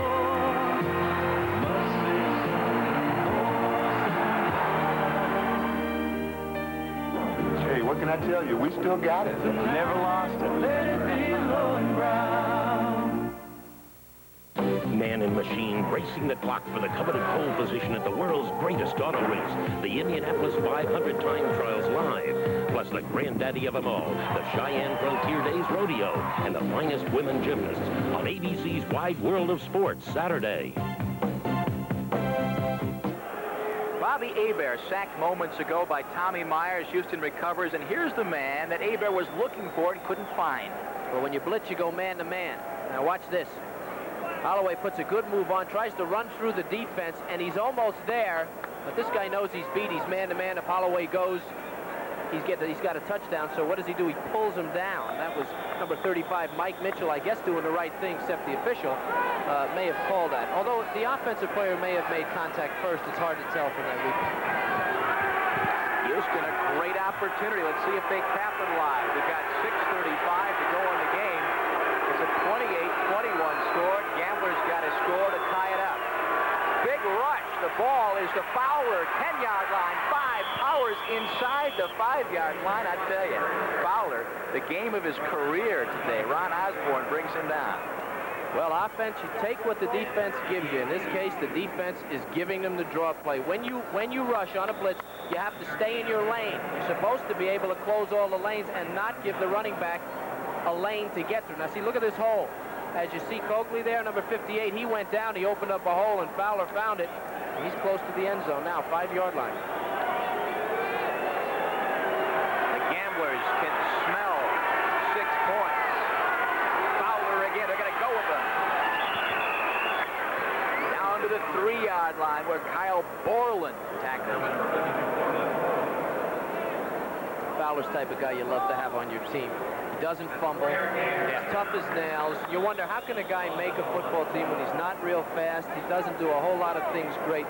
Fowler does it by being tough. He's the single blocker in the backfield for Kelly. Takes a lot of punishment and draw plays. Let me tell you, folks, not easy to run draw plays. It takes a lot of beatings. This guy's taking a beating today, but he's been a difference so far in the second half. This is Todd's best game ever as a running back because he was a receiver in college. Fowler driving. Does he have it? Maybe a bit short. It looked like he hit the ground and bounced about a half a yard over the end line, but when he hits the ground, the ball is dead. Very close. See where they spot this football. About the 6-inch line, maybe. A little farther out than that. We've got 4:51 to go. Houston about ready to put it in the end zone and tie this game up. Kelly at quarterback. Fowler, the running back. Let's see if they give it to Fowler. They do, and he plows across for the touchdown. And Houston within 1 point of knotting this game up at 28 all. They went behind Frank Khalil, Donnie Martin, Tommy Ropes, and those guys deserve a lot of credit. This whole offensive line has been doing it. Watch now. This is a straight dive. This is no draw play right off the right side. The defense has got to hold the line, and Fowler just takes everybody with him into the end zone, and we're 1 point away from a tie. Kevin, Fowler came into the game today with 133 yards on the year. Today, 103 yards on the ground and 15 carries already. Got to give Darrell Davis a lot of credit, too. He's gone away from the pass when he's found that the run could work. Briggs to tie it up. It's good. We've got ourselves a tie ball game at the Silverdome. What else would you want? A great ball game. 28 all. Back with a final 4:37 after this. There's more for your life. Last year, while you were deciding which home computer to take home, Sears bolted on more than 1 million mufflers. While you were trying on the latest Gulagong activewear, Sears sold over 9 million tires. And while you were checking out Sears' open home collection, we replaced more batteries than anyone else in America. So next time you drive over to Sears, drive right in. We install confidence. There's more for your life at Sears. And there's for the million things she gave you. Show Mom you care this Mother's Day with the Colander Bouquet from Teleflora, a perfect expression of your love. Beautiful spring flowers in a unique keepsake colander. The Colander Bouquet, part of Teleflora's special Mother's Day collection. Call your florist to send them anywhere in the country. Put them all together, they spell mother, the word that means the world to you. Coming up next on World News Tonight Sunday, Sam Donaldson will have a report on today's runoff presidential election in El Salvador and a complete wrap-up of the presidential campaign here as it moves into Ohio and North Carolina. What a ball game we've got for you here in Pontiac, Michigan. A crowd of 29,000 plus on hand, and believe me, no one has left. 28-28, where you see the time. Tony Fritsch going to kick it off. Will he do it for real? And he does. A swimmer up the middle, bouncing around at about the 12-yard line. That is Broughton circling 20, gets a block around the 25, tripped up to the 27-yard line. That is Threadgill, reserve quarterback, who made the stop. So, with 4:26 to go, Kevin, what kind of strategy do you think Michigan will adopt at this point? Before we go to that, we've got an offside, I think, on the kickoff. The wide man on the far side was offside. A lot of times that happens and they don't call it. Right. I guess they figure this game is close enough to call it. On the kicking team, line, first down. Well, that's an interesting call. A lot of teams feel that the offensive kickoff is a play, and it's a good play, and Michigan special teams, well, I guess maybe they haven't been as great as they should be, and maybe they feel that they're better off just running from the offense. Will they do anything different here with 4 minutes and 26 seconds to go? Try to eat the clock up a little more, perhaps, instead of going for a quick strike. I think they'll do whatever they think they need to do to score because Houston's offense is so potent they feel they have to get ahead, so I think they'll open it up. There you see the New Jersey score and the Philadelphia-Birmingham score. both those games in the fourth quarter. The winner here today will be the leader in the Central Division of the Western Conference. This is Hebert. Dumps it off to John Williams. And John is flipped over at the 32-yard line by Will Lewis. The clock is running with 4:15 to go. That's a great call, and the reason that's a good call is when a team gets a turnover and a touchdown, they get pumped up defensively. This happened a couple of weeks ago. We had a game with San Antonio and Philadelphia, and they want to get after you. The defense wants to come hard. They want to rush the passer, and a screen play takes all of that and turns it against them. It makes them, when they rush, they throw over the rush, and a terrific call by the offensive people of Michigan, and they picked up a good 4 yards. The defending champion, Michigan Panthers, trying to stop a 4-game losing streak. Right now it's all tied. That is Lacey. He gets booed no matter what he does. I guarantee if he gets in for a touchdown, he won't be booed.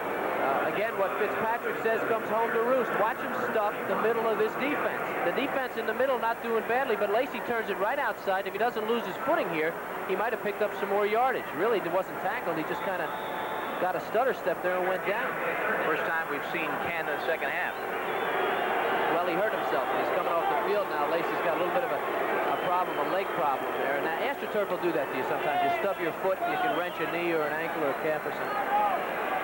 We've got under 3 minutes to go as Lacey goes to the sideline. Cleo Miller is in to replace him. 3rd and 1. We saw the movement on the defensive side. Flags everywhere. Fitzpatrick, maybe Fitzpatrick, that's Diallo there, signaling that it might have been the offense who drew them across. Well, they always point fingers. It was Fitzpatrick that jumped. The question is whether or not he was drawn offside.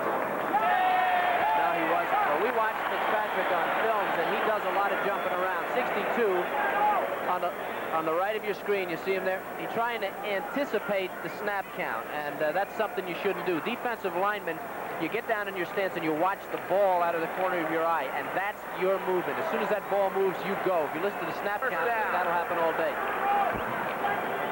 Easy way to get a first down. Fitzpatrick, a very antsy, kind of restless performer out there, always bouncing around, aggressive style. In a lot of cases, that's right. The center, Wayne Radloff, if a guy gets into the neutral zone, he snaps the ball automatic just to catch him offsides and give you five yards, and that might have been what happened.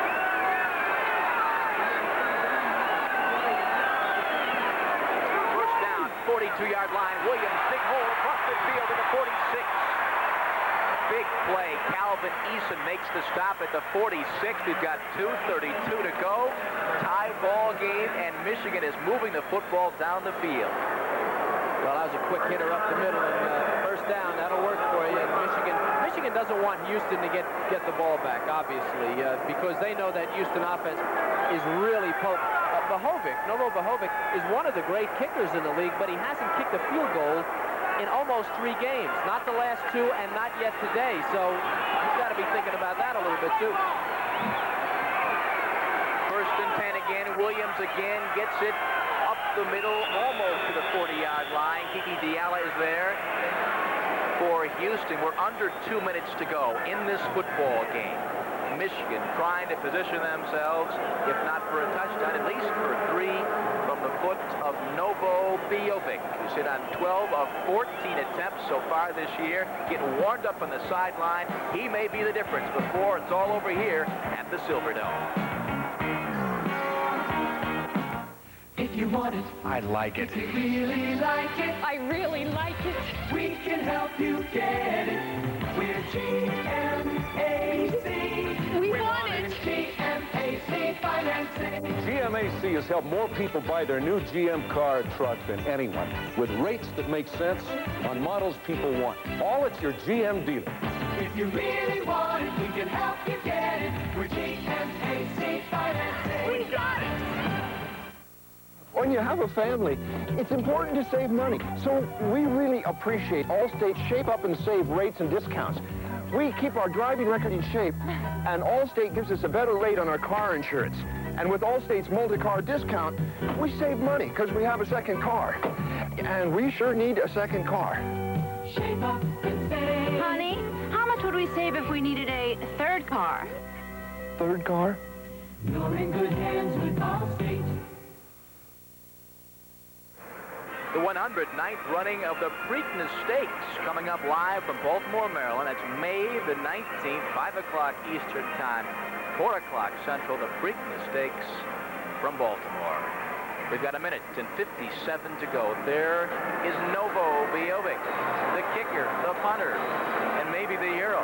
I think I said Biovic hadn't kicked a field goal in 3 games, and what I meant to say was he hasn't attempted a field goal in 3 games. He hasn't even been on the field for an attempt, and he may be a little cold, but the guy can really kick. He's got some great statistics. He has the longest field goal in the league this year, a 56-yarder he kicked. And from the 30 to 39-yard line, he's 3 for 4. Same from 40 to 49, and 1 for 1, 50 plus. Anything under 30 yards, he's been perfect this year. Biovic. So they're almost in range. John Williams, 125 yards. Fowler, a big second half. Almost 100 of that, 103 yards here in the second half. And coming in, we didn't figure the running backs would play that much of a role in the outcome of this game. Less than 2 minutes to go. 2nd and 5. This is Cleo Miller. Changes direction.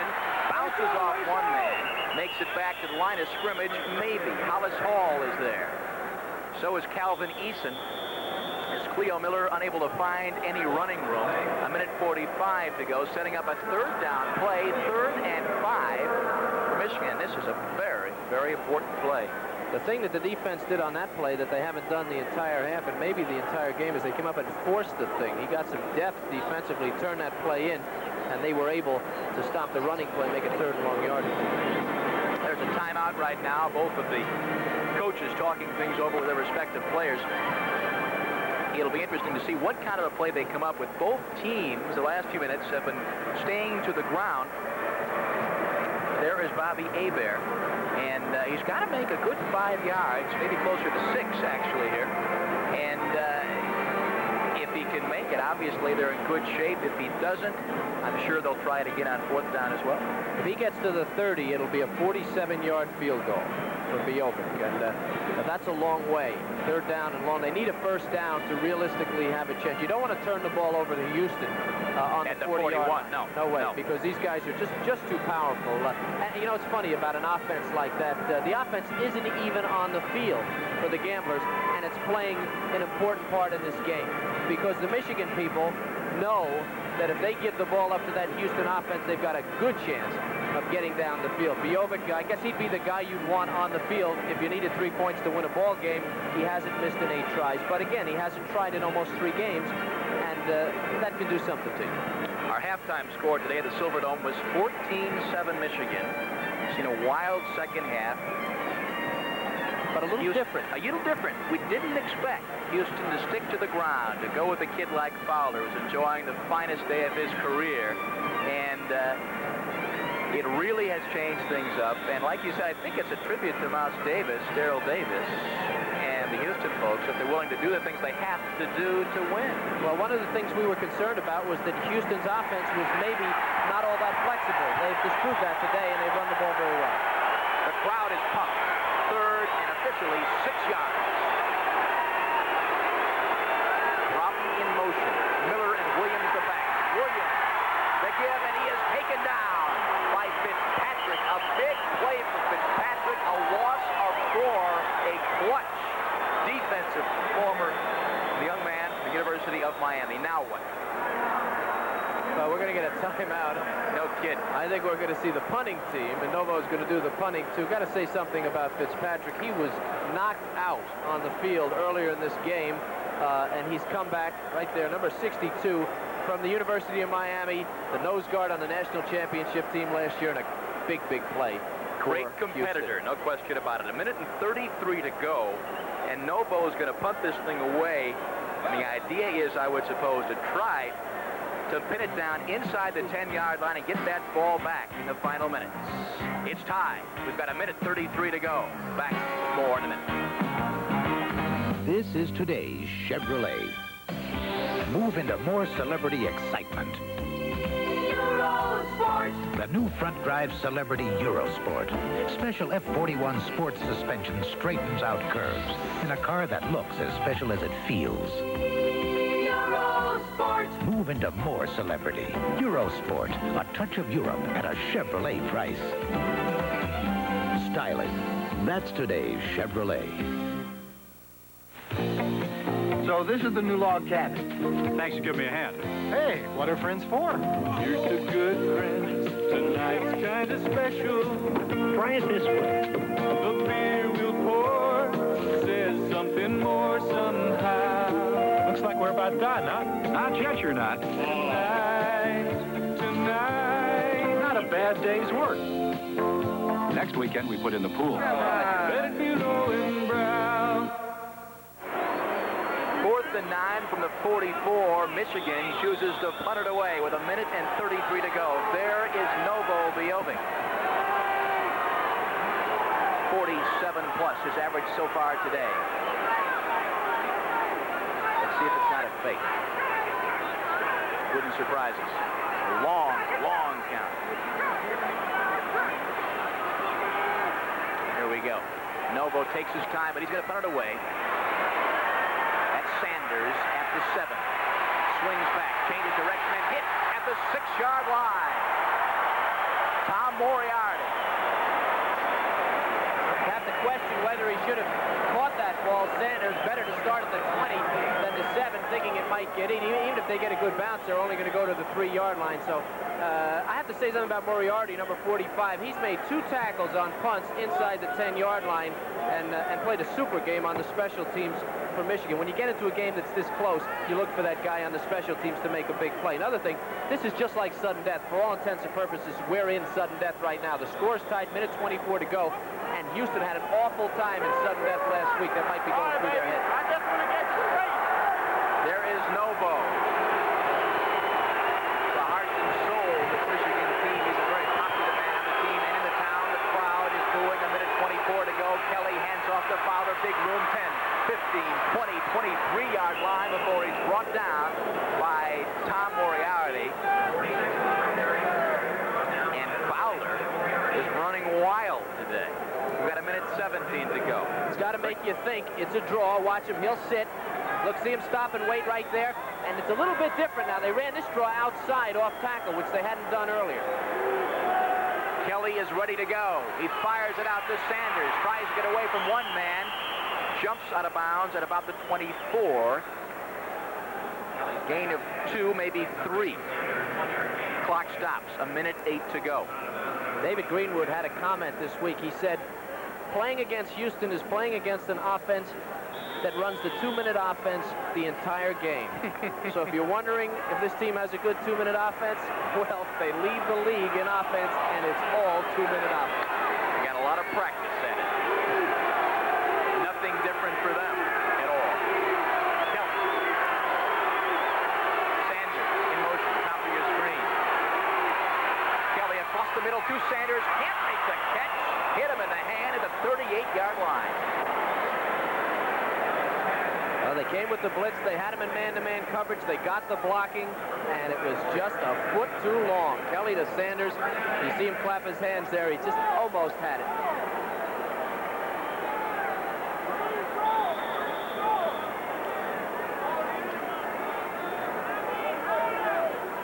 Minute 4 to go. It's all tied. As you can see, Houston trying to get that ball within field goal position. There's a look at Michigan coach Jim Stanley. He's tense, obviously. 3rd and 8. Kelly.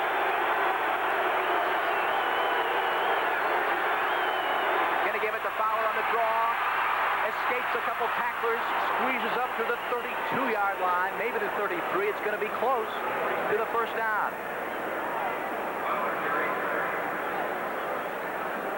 See where they mark it.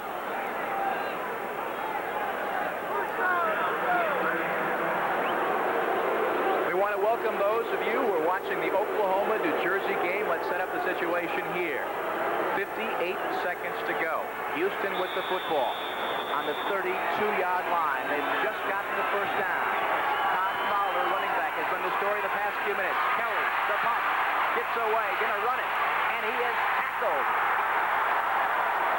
And the Michigan fans love it. Reggie Singletary, the man to make the hit.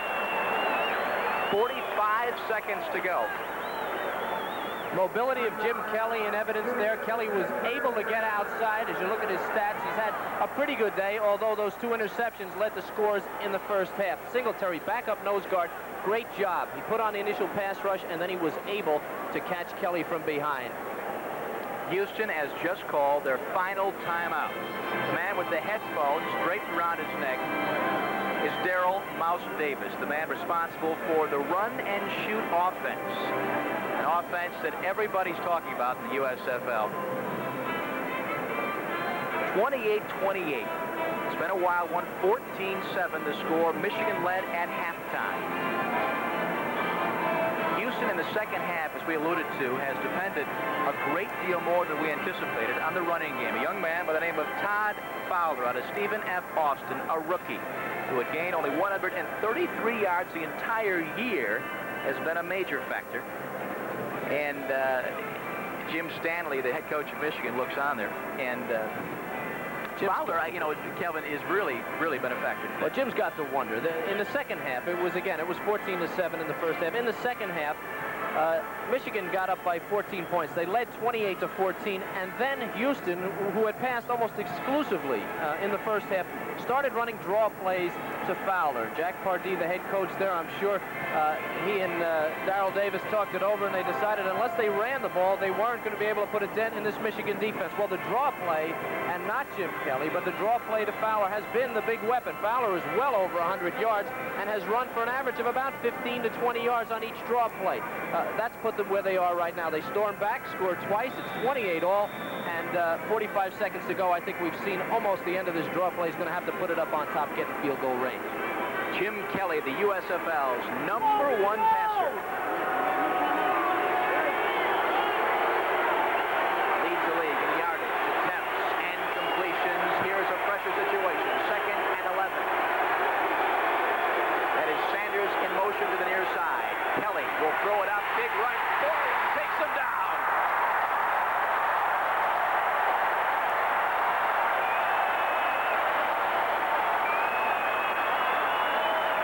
Borland, second-year linebacker out of the University of Wisconsin, comes off the left side. Kelly didn't see him. He goes down big time. Well, all day we talked about this. When Kelly rolls one way, the backside rush automatically should come. But see the tackle? He knew he was supposed to pick him up. He's got to check for the linebacker. He didn't. He's chasing him, but it's too late as Kelly never sees him, and down he goes. That's a big, big play for Michigan, and it puts Kelly and the Gamblers in a tough spot. That creates a 3rd and 20 situation with 42 seconds to go. There's the man Borland, made that hit on Kelly. Here's a kid who was not drafted by either league.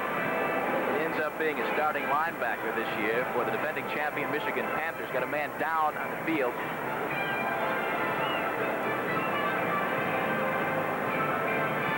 I believe that's Donnie Martin, right guard, out of Rice, who was injured on the field. The significance of today's game is seen very easily. Oklahoma has lost their football game. Their record was 6-4, now is 6-5. The winner of the Panthers-Gamblers matchup this afternoon will inherit the first place spot all by themselves. Houston is coming off an overtime game with Los Angeles, as you see Martin, and that's a big loss. He's played a whale of a game at offensive guard, asked to pass block most of the day, but he has come on to block very well for that draw play and allowed Fowler to run for some yardage. This team, Houston, was in an overtime game last week with Los Angeles. They had 2 very bad things happen to him in overtime.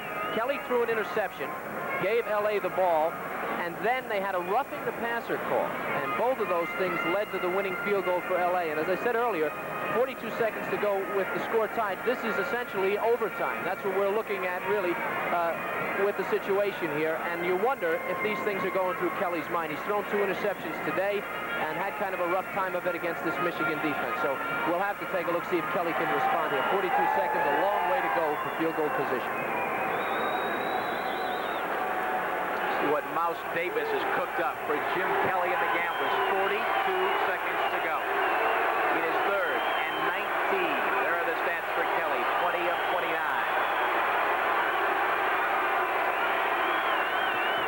Gonna give it to the draw. Fowler. Singletary. fool Michigan this time. The clock stops with 33 seconds to go. And that surprised me. Well, it does, but remember what I just said about things that happen in overtime. You don't like to be caught in predictable situations. They had long yardage. Michigan has played the pass as well as anybody has against Houston this year, and maybe they figure they've got a better shot in overtime starting all over, certainly because they didn't get the first down, and now if they're successful, the best they can hope for is overtime, the Gamblers. So Dale Walters comes on. There is Walter Broughton back to receive at his own 27-yard line. Down to 33 seconds. We've seen a whale of a football game today. Walters has had a good day punting. He's had some real good punts, but you wonder if Michigan maybe is going to try a little pressure here. They have nothing to lose if they come after him, as long as they're careful, of course. I would think they would have the rush on. 47-plus yards for Walters on punting today, and all of those kicks have been good kicks with good hang time. So he's a good man to have out there if you have to punt the ball. All right, here we go. Dale Walters is back. To punt this football away, Jim Stanley has that same expression on his face, whether he is winning or losing, whether the whole game is ahead of him or 33 seconds, as the case is right now.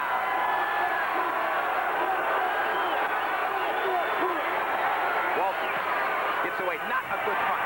Coming down the 45-yard line, bouncing. Good bounce down to the 33-yard line. We've got 22 seconds to go.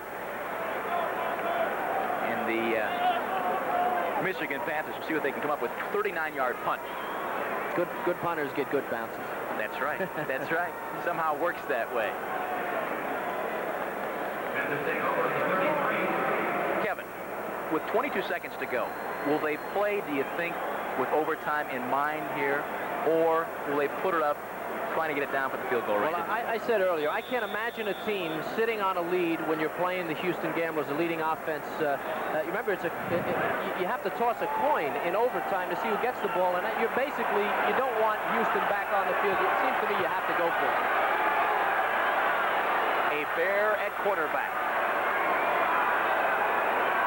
Broughton in motion. Cleo Miller gets the pass, 35-yard line, up to the 40 and knocks out of bounds. At the 42-yard line. Very close to the first down, 16 seconds to go. Well, that's great execution. When they're going to run the ball, primarily they've got Williams and Lacey in the backfield. What they did there is they took the wide receiver Broughton and they put him in the backfield. They run him out, clear it out over there for Miller, and they get Miller on a swing, and he's able to get out of bounds. I mean, that's just a very well-designed play and a perfect play for this situation because it allows you to pick up yardage and get out of bounds. They're at about second and 1 yard for the first. 16 seconds to go. Ball is on the 42-yard line of Michigan. Hebert. Broughton again, coming near side. Swinging out left side. Same play to Cleo Miller. Knocked immediately, and the ball is loose. No play. Will Lewis makes the hit. My. Well, I thought to myself, as soon as Broughton went into motion this way, I thought same play to the other side. As a linebacker or a defensive back, that's what you've got to think. You just saw it to one side, it was successful, and offensive coaches and offensive players are predictable. Will Lewis, to his credit, thought the same thing. He came up a lot harder and made a good hit, and if Miller had taken another step, that's a fumble. Exactly. Lewis hit him almost a little bit too early. Hebert getting instructions from the sideline. He has 12 seconds remaining. Football, the 42-yard line. He's got Williams and Miller in the backfield. Anthony Allen, Darren Holloway to the near side, and Broughton at the top of your screen. He's going to put it up. Hebert going long. That is Broughton. He's got it.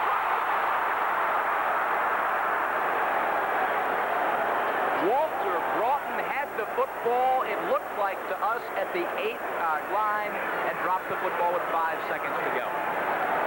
Hollis Hall, the defender, does everything right here except for one thing. He's got perfect defensive position, but right here he's got to turn around. He never turns his head around. If he looks when Broughton looks, he can knock that down. And boy, on a prayer, Houston is saved on a prayer there because, see, he never turns around and looks at the ball. If he turns around, he can get his hand up. The first axiom of pass defenses, when he looks, you look. And the ball will be there. Great pass by Hebert and a real tough break for Michigan. Walter Broughton is shaking his head right now. That could have been the ball game. 5 seconds to go. Jovic and Hebert talking to Coach Stanley on the sideline. The United States Football League is an exclusive presentation of ABC Sports. Today's game has been sponsored by Chevrolet, with the performance, the style, the innovation, the quality, and the value that make up today's Chevrolet. By IBM and the growing family of IBM personal computers. By Texaco, who also brings you quality automotive products you can trust. And by Allstate. We insure your home, your car, your health, your business, and your life. You're in good hands with Allstate. Corey McFerrin, Ken Kiley, and Jim Paschke along with you at the Silverdome in Pontiac, Michigan. A crowd of nearly 30,000 on hand, and they have seen some kind of a football game. 28 all, 5 seconds to go. Well, that was the play I expected to see. The one we saw before, I expected to see that one now with 5 seconds to go. I was thinking with timeouts, they might go down the middle, try a hook pattern. Deep hook about 20 or 30 yards and set up for a field goal. Now with 5 to go, I guess we're headed downfield on this one. I would think they're going to try it again, exactly. Last game these two teams played, Michigan outgained Houston 560 yards to 466. We've seen something less than that today, but certainly equally exciting game. This has been a terrific football game with an ebb and flow on both sides, ending up with 5 seconds to go here. We've got a tie score. Michigan, as we've mentioned several times during the course of the broadcast, has lost 4 consecutive ball games. Anthony Carter, their star player, lost during the victory over San Antonio. They have not won since, a major factor in their demise. And obviously, a game like this, they would love to win and get that monkey off their back as well, of course, is to take first place in the Central Division of the Western Conference. Let's see what they do with 5 seconds to go. They've got 3 wide receivers. Allen, Holloway, Broughton. Hebert is going to throw it up. We used to call this the Big Ben play. Way up in the air, 5-yard line, incomplete pass. They sent 3 receivers all down to the same area of the field between the 3 and the 6-yard line, hoping for some kind of a deflection, some kind of a football to fall in somebody's arm. Well, you've seen that a lot of times, and the purpose of the play really is to get as many bodies in the same area as possible. If there's a deflection, well, then you can catch it. Also, you're looking for a penalty. If you get 6, 7 guys sitting down there by the goal line, you want one of them to bump a receiver. And, of course, the play can't end on a penalty. Exactly. So the offense has a shot. You've got 2 shots with that, but, frankly, it doesn't work all that often. I saw that same play work this past fall in Atlanta, where Billy White Shoes Johnson of the Falcons, you might have seen it, caught a similar ball after it knocked off of a defender's arm, grabbed it, and dove across for the score. It ended up winning the football game. It was a wild play. We're going to flip a coin at the center of the field, determine who kicks off to whom, then a 3-minute break, and we'll come out, play sudden death, overtime. It's 15 minutes, or, of course, whoever scores first, it's all over.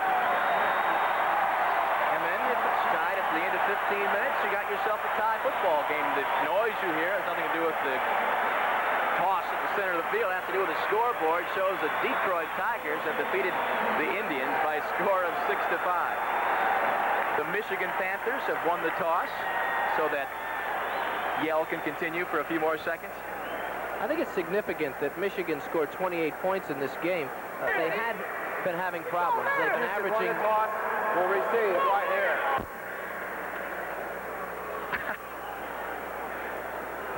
I think they're talking about who had the head call, who had the tail call. Obviously, Houston's won the thing, but Robert Pennywell is not very happy about it. He's saying, hey, I called it. Well, there'll be a discussion here. Obviously, Pennywell feels that something else happened, something obviously happened that he wasn't aware of out there. It's all tied up. We've got sudden death overtime. Back with that action after a word from our local station.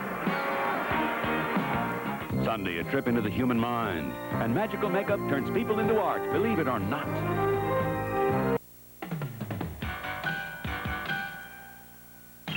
Who's to you the pain of it? Who's to you the the best of the Rockies is yours. Cold press queen, you taste what we mean. Rocky Mountain Gold, you got it. The best of the Rockies is yours. A small business is almost never too small for a personal computer, especially one that puts popular software at your fingertip, like the Hewlett-Packard touchscreen personal computer. A touch of the screen lets you keep track of customers, walk through your ledger, see that inventory is the right size, and write letters to boot. With Hewlett-Packard, making your way to the top needn't be such a difficult feat. See the touchscreen personal computer at your nearest Hewlett-Packard dealer. This man's golden years are actually golden. Tonight after the update.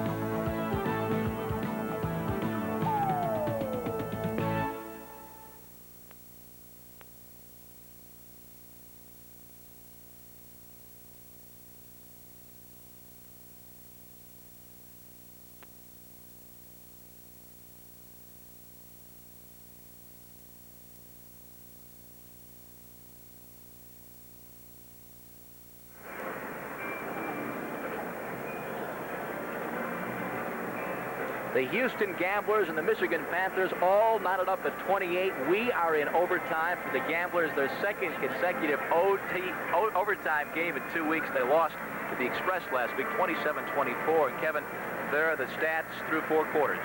Well, the biggest surprise there is the rushing yardage under the Houston sign, 168 yards. You would expect that type of a breakdown maybe from Michigan, but you certainly wouldn't expect Houston to have almost equal rushing yards to passing yards in this game. And that is significant because it was the rushing game that brought this team back to a tie. Let's now throw it down to the sidelines. And Jim Paschke. Jim? Well, I can tell you what the Michigan Panthers say about the coin toss. Robert Pennywell was there for the toss. He said the Gamblers called heads and it came up tails. The officials said they called tails. That's what they're arguing about. Thank you, Jim. We were wondering, and that was our guess, that there was some discrepancy as about who called what or what the coin toss actually was. We're about ready to go. Michigan and Novo Biovic about set to kick it off, and there it is. A squib kick hits a man, and Michigan recovers. Unbelievable.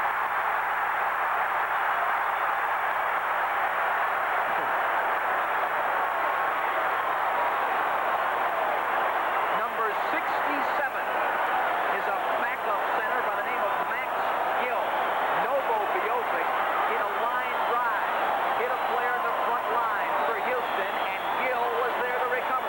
They actually teach you about this on special teams. You don't turn your back until the ball passes you. And see that player, see them both? They both turned their back. The ball hit him in the back of the leg. No defense for that. Michigan recovers. Here it is. It shot him in a wide shot. Now watch, see how he turns his back? It hits him, it looks like, in the left arm, and he has no way to get back and get it because his momentum's going in the opposite direction. That is taught to special teams players. Don't turn your back until the ball passes. Jack Pardee bouncing back from leg to leg. He's got to be losing some of that hair. 2 straight OT games. Wow. 49-yard line. Hebert. Look out. Big rock. He's going down. Fitzpatrick is there. 43-yard line. Calvin Eason going to get credit for that sack. Pardee wipes the hair over to one side, takes a big sigh. Well, how big was that sack? That was a big sack. A safety blitz. You got to hand it to Houston. They call themselves the Gamblers. They did it. They gambled with a blitz on that. They knew, or thought they knew, Hebert was going to throw the ball. What does it do? Well, it brings them back about 8 yards, makes them predictable now. First down, they didn't really know what they were going to do. Now it's 2nd and long. They don't want Houston on the field offensively. You figure they've got to go with screen draw or down the field. Michigan. Block and Allen at the top of your screen. Hebert gonna fire. He's got a man. Incomplete. Almost intercepted. Deflected up in the air. The ball intended, I believe, for Holloway. Hollis Hall was there and almost picked it off. Let's go now to the field, and Jim Paskey with the man who recovered that fumble for Michigan. And, of course, Corey, that is Max Gill. He knew they were going to squib the kickoff, but you had no idea it would hit one of their players. What happened? No, what we were trying to do is just squib it down the field, hit about the 20, 15-yard line, and I was worrying about covering down, and all of a sudden it hit that guy and started bouncing towards me. All I could do was try to jump on it. Came right in my arms. All right, that could be it is a very critical play. It may be the story of the ball game before it's over. Third down, 18. Bear puts it up. Soft toss, far side. Is it intercepted? No. Incomplete pass. It looked very close to being an interception on the far side. Obviously, Houston's not very pleased about that one. Mike Mitchell over there trying to make the pick. Anthony Allen, the intended receiver. And with a 4th down and 18 situation, that recovery of the kickoff is not going to be a help for the Panthers. Gamblers are 18th in the league, last in pass defense, and they picked really the best 2 plays of the season, I guess, to get good at pass defense. The last 2 plays, they've been exceptions. That's Gerald McNeil, number 13. This is Novo Vjovic, who came in to take over the punting chores when the regular punter, David Greenwood, had to leave the game with an injury.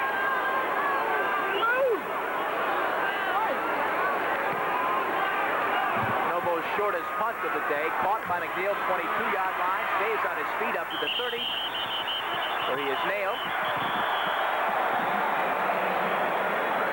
Mike Edwards, number 53, runs a back 33-yard punt, return of about 3 yards. Now Houston will see if they can't get something going. Now stay tuned after the ball game for ABC's World News Tonight Sunday. Sam Donaldson will have a report on today's runoff presidential election in El Salvador and a complete wrap-up of the presidential campaign here as it moves into Ohio and North Carolina right here on ABC following the football game. I think it's important to consider what happened last week. This is the 2nd game for Houston in 6 days in overtime, and it was Kelly last week that threw the big interception over the middle that cost Houston the ball and eventually the ball game. Now, you got to wonder what Jim's thinking right now. That's McNeil near the camera. Draw play, Fowler, 30, almost gets away, but caught at the ankles there by number 50. That's Ray Benton.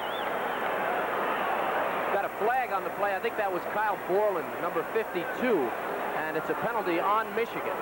We'll have to see exactly what it was, but Borland is kind of slowing down a little bit on his rush. It's a face mask penalty. Face mask. Inadvertent. Let's take a look at that. Still first down. Take a look at it from the back end zone. Now, Borland, he used to rush all out in the beginning of this game, but since they started the draw play, Borland has slowed down his rush a little bit, and that's the key to that play because he's able to react and get a hand on Fowler and help with the tackle. That draw play has changed the face of this game dramatically from the early 3rd quarter on. No question about it. 1st and 4, ball on the 36-yard line after the face mask penalty. Kelly, quick count, going far side, overthrows his man, intended for Greg Mosier. We've played almost 2 minutes in the overtime period. Michigan unable to capitalize on the recovery of the opening kickoff. And Houston now with a 2nd and 4 situation on their own 36-yard line. The winner of this ball game will be all alone on top of the Central Division of the Western Conference. Michigan, as we've mentioned, lost 4 consecutive games. Houston lost a tough one in OT to LA last week after winning 3 consecutive ball games. Overall, they're playing their best football of the year the last 3 or 4 weeks. Kelly, draw, Fowler, no. John Corker, the outside linebacker, comes up to make the big play. Michigan has finally changed their defensive scheme. Early in the game, they were forcing Kelly, coming hard from the outside. But now look, as he hands it to Fowler, you don't see any outside pressure. Of course, Corker, number 57, is standing on the line of scrimmage waiting to see if Kelly's going to hand the ball off. He sees it and he makes the play. Todd Fowler with 137 yards. That surpasses his entire total on the ground for the previous 10 games. 3rd and 5, 35-yard line. Kelly, near side, caught by Richard Johnson. Johnson. He has got the first down. Clutch play. Kelly to Johnson. Well, it's ironic. With first place in the Central Division at stake, what better team to be on the field than Houston, the #1 team in offense? And they're going to Johnson all the way there. As you see, Kelly takes a short drop and throws a perfect strike on an out pattern. Not an easy pass to throw for a first down. Super play. Richard Johnson, nice catch there. Kelly and Johnson. Great combination. Look at the total yardage. Houston. 384, Michigan, 5 yards behind. Wow.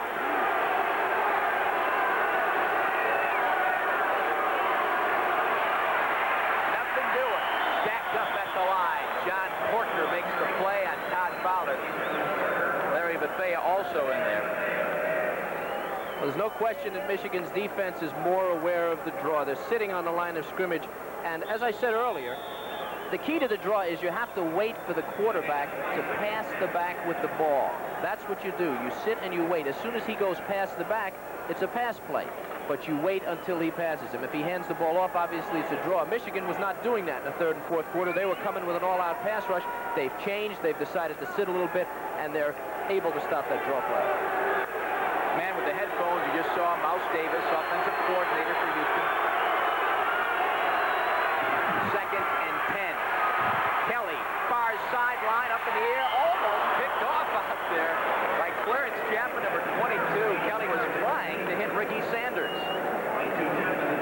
And again, it seems to me, over the course of today, Kelly has been long on most of his deep passes. He's not thrown well long all day. He threw the one pass to Sanders for a touchdown, but Sanders was wide open on that play, and even on that he had to hesitate just a bit. They say that Kelly, he's been sacked, I guess, with this game close to 50 times this year, and they say Jim is a little beat up, and that can affect you. If your legs get beat up, your back gets beat up, it sometimes changes your throwing motion. He's thrown for 300 yards for the past 5 games, and as you look at his stats, 216 yards on this day is it's not up to his regular performance.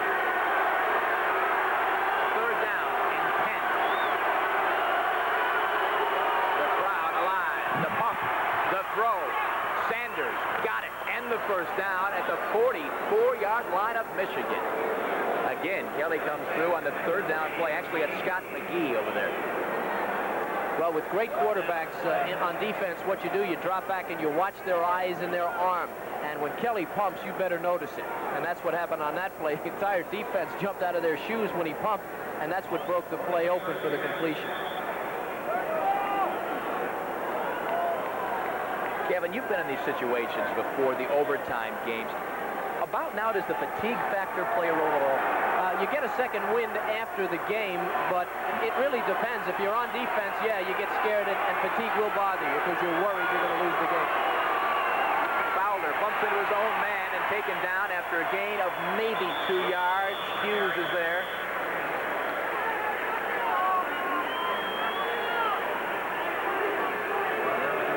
About fatigue, that man right there, Fowler. Remember, this is a team that runs the ball or has run the ball at most 10 to 15 times a game, and last week they didn't really run the ball at all. Fowler's got to be getting tired. He's blocked and run the entire game, and of course this guy's not tired, but when you're talking about pressure, Tony Frisch has been there before. I think, Kevin, the big factor here, Tony Frisch has only attempted 6 field goals all year long, and the longest one is 39 yards. So if they intend to let Tony have the shot at winning this football game, they're going to have to get it down to the 24, 25-yard line. I couldn't tell if Tony was excited or not. He's been here many times before. 2nd and 9. Kelly throws low. He was going for McGee. Scott McGee, number 88. Well, Jim seems a little tentative. He does. He did have a rough time in overtime. Again, he threw that interception last week. And while we're on the subject of fatigue, you throw the ball 50 times in a game or 30 times in a game and go to practice. A lot of times in the course of a game, your throwing motion will change, and what you're able to do and the velocity you're able to get on the ball and the patterns you're able to complete will change. You get into overtime, and all those things are magnified. So Kelly, he may not be the same Jim Kelly that started the game. 3rd and 9. 42-yard line. Here we go. Kelly rolls. He pumps. He runs. Knocked down. I close to it. Vito McKeever and Kyle Borland make the stop. Remember Got one it. thing. First down. Remember one thing on a play like that. Your knee has to touch the ground. And on that tackle, it appeared that the defender dragged Kelly over him. And Kelly's not down until he hits the ground. So if you land on a defender and bounce, it's a first down. Now, Jim Kelly does so many things for an offense. A quarterback like this, he's 218 pounds. He turns it upfield like a running back. And he's got, see that, how he rolled over number 97? And that may be the difference. That may be how he got the first down. Houston today, third down conversions, clicked 9 of 15 occasions, and that is not bad. Kelly again flips it out. This is Sanders, got some room inside the 20, knocked out of the 15-yard line, and we now are within Tony Pritch's range. They needed to get to the 22-yard line to make it a 39-yard field goal. You usually spot the ball 7 yards behind the line of scrimmage. Again, Tony jumping up and down for joy there. He knows he's going to get an opportunity here. A guy, I guess, after you've been through this so many times, you just kind of keep it inside, don't you? Tony is not the kind of guy to get too uptight, I don't think, anymore. Panthers may be getting tired defensively. They've been on the field a long time in the second half, and they played against a lot of Houston offensive play. Houston going to play it safe here. Fowler trying to get a few more yards. Charges up for 3, maybe. John Porter makes the stop, trying to position it for Tony Pritch, and Tony is coming on the football field to go for the field goal, which could win this football game, end it here in overtime.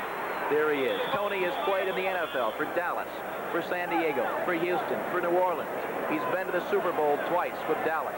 This year, kicked 5 field goals in 6 attempts. Let's see what this is going to be, Kevin. Looks like a 30-yard field goal attempt. The holder will be Greg Mosier.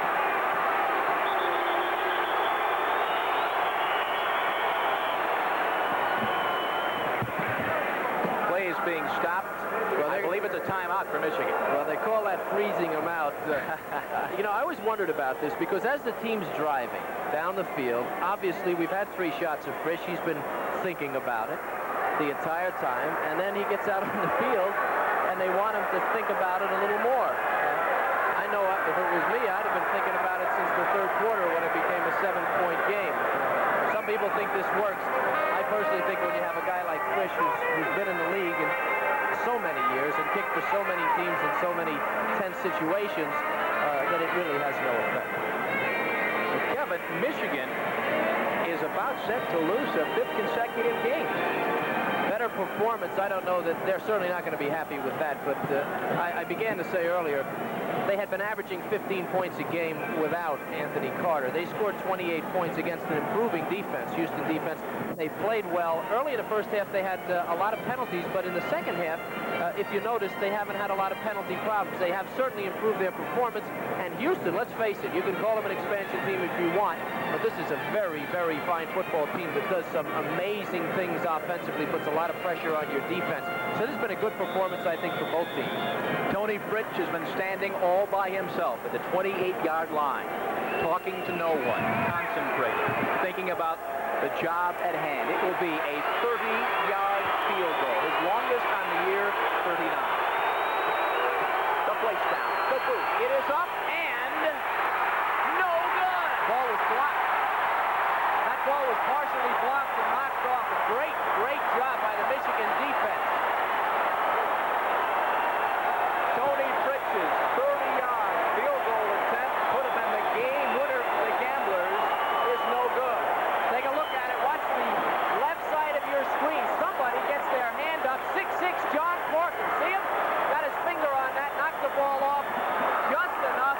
Boy, that's close. Corker is 6'6", and that made the difference. Tony Pritch walks over, shaking his head. There's more football to come at the Silverdome. Stay with us. This is today's Chevrolet.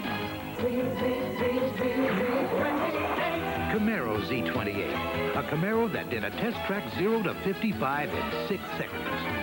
A Camaro with remarkable new handling.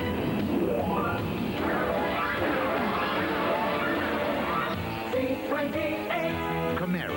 More beauty and a lot more beast.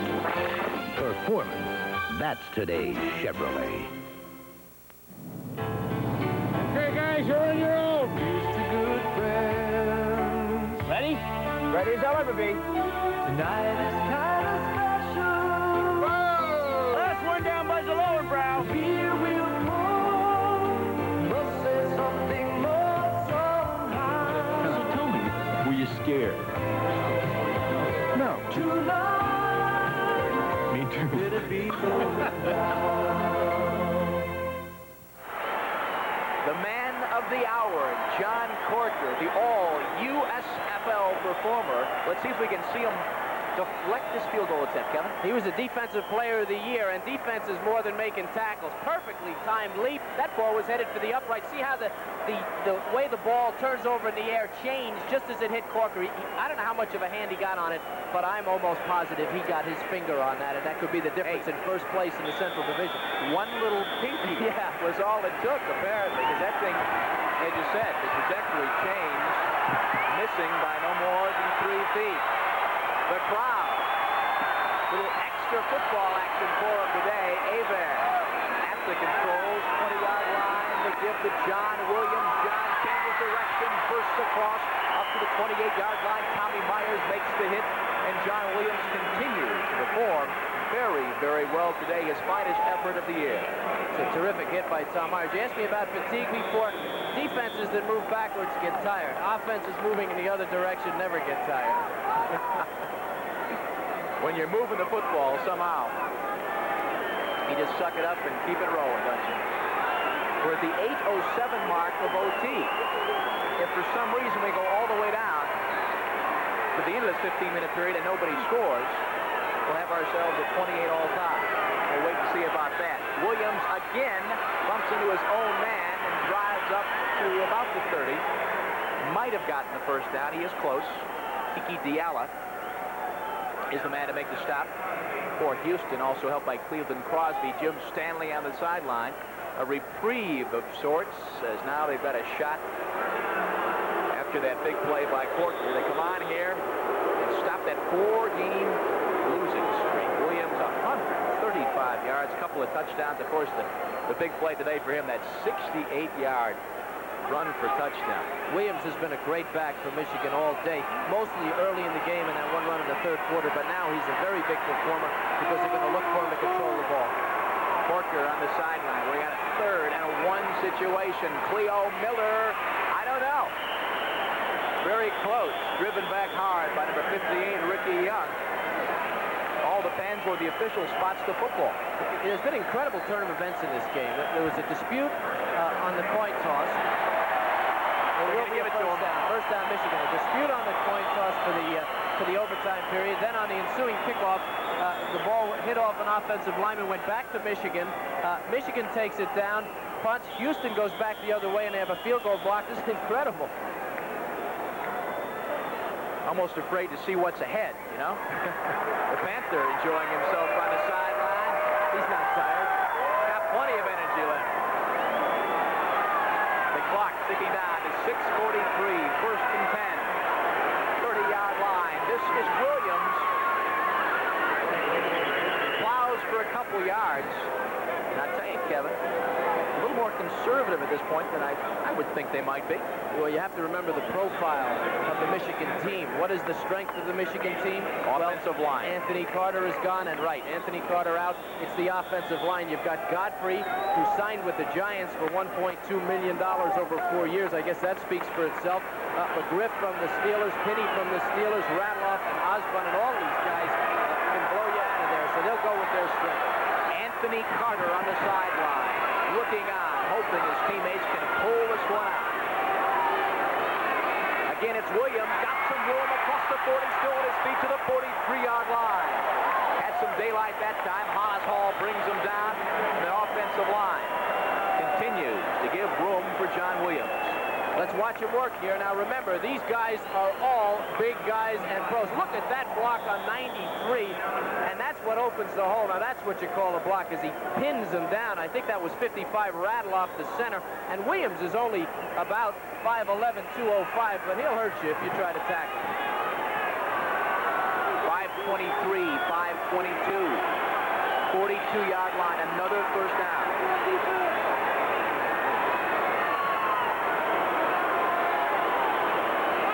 Miller switched his set. Hebert over the middle. It's caught. Great play. Holloway couldn't tell if he had the football until he turned around, but he makes the play at the 45-yard line. Again, a first down for Michigan. And suddenly, the Panthers' offense is clicking. Look at Hebert. He's got that soft touch, and he's able to lead receivers so well. Look how he kind of floats the ball in there. Now, Mitchell's got good coverage here, and look at the man coming from the other side, but he threads the needle. A super catch for a first down. For a first down on first down, which is a little unusual for Michigan. They've been going with the run here for the last 4 or 5 plays. Jovic, the field goal kicker, his longest, 56 yards. Keep that in mind. Williams again, big hole across the 40, 36-yard line. And they may not need Novo the way they're storming down the field. Radloff and Pinney, the offensive center is Radloff. Pinney is that guard from the Steelers, 7 years. He's a Super Bowl veteran. And that's who you go to. When you need a play, that's who you go to. Look at the right side here. Pinney is number 74. That's a full block. It's a cross. Pinney gets out. He's able to lead the play. And Williams so quick through that hole, and now he's into the secondary. If he could keep his feet, he might have got down close to the 20-yard line. There is Novo. Tony Fritsch had his shot. Novo may get his. We're down to 3:37. Hebert. Plenty of time. Rolling, throwing, got his man. That's Holloway, 25-yard line.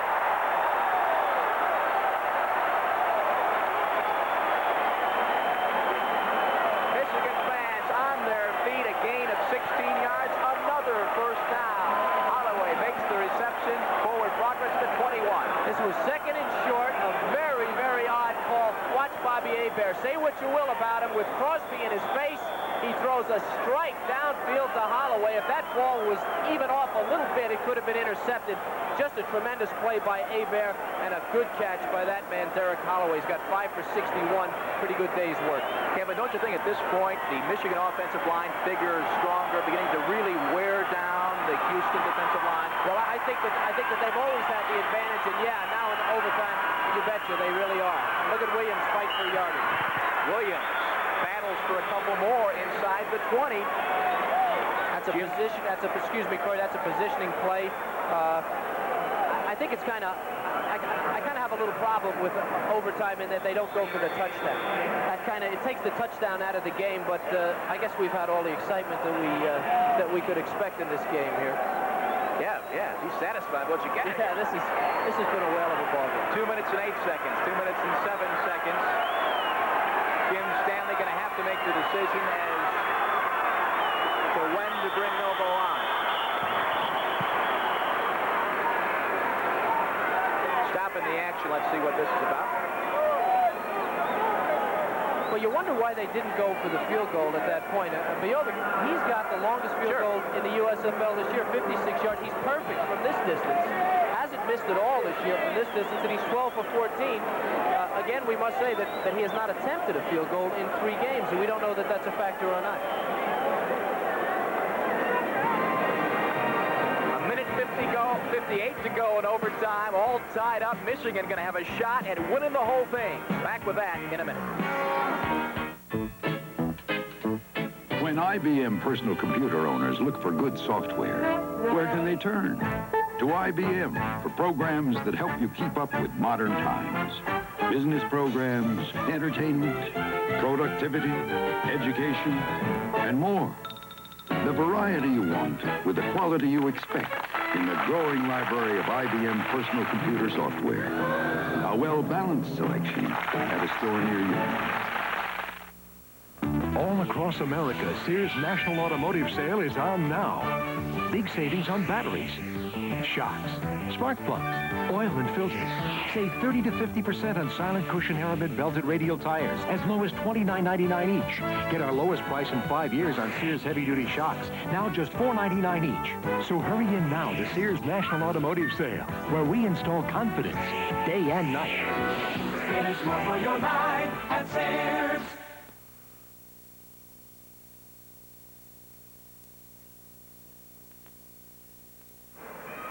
Two minutes to go in overtime. The man you see on your screen, Novo Biopic, number 3, native of Yugoslavia, could very well all come down to him. The ball right now, the 19-yard line. Novo doing some concentrating, thinking about what may lie ahead. His longest kick of the year, 56 yards, did that against Birmingham, 8th week of the year. Something that's interesting in this game, the punter for Michigan, David Greenwood, went out of the game early. Now, Biovic has been asked to punt this game, and that's a whole different motion. Make it interesting here. That's a whole different motion. It requires different muscles. It's a straight-ahead kick, not a soccer-style kick. He's a soccer-style field goal kicker. And so he's been punting the whole game and punting very well. But if you remember, his last punt was not all that great. He may have a little leg fatigue. Well, at the same time, maybe the punting was something else to worry about, is loosen him up a little bit mentally. Oh, no, all kinds of ways to look at it. We'll know in a little while. Michigan going to try to pound it down a little further. Williams and Cleo Miller are your running backs. The give to Williams. Got room there. Right side. Pulls his way down. Inside the 15. The 13-yard line. Calvin Eason is the man. Is it time for Novo now, Jim Stanley? We will see. Williams has set the career rushing record for himself, as well as the Michigan team record. He is over 160 yards on the day. How'd you like to get in on that conversation? I actually think I saw a smile on Stanley's face, even if it was for a tenth of a second. I wonder if he's asking Novo what he thinks. What do you think, Novo? Are we close enough?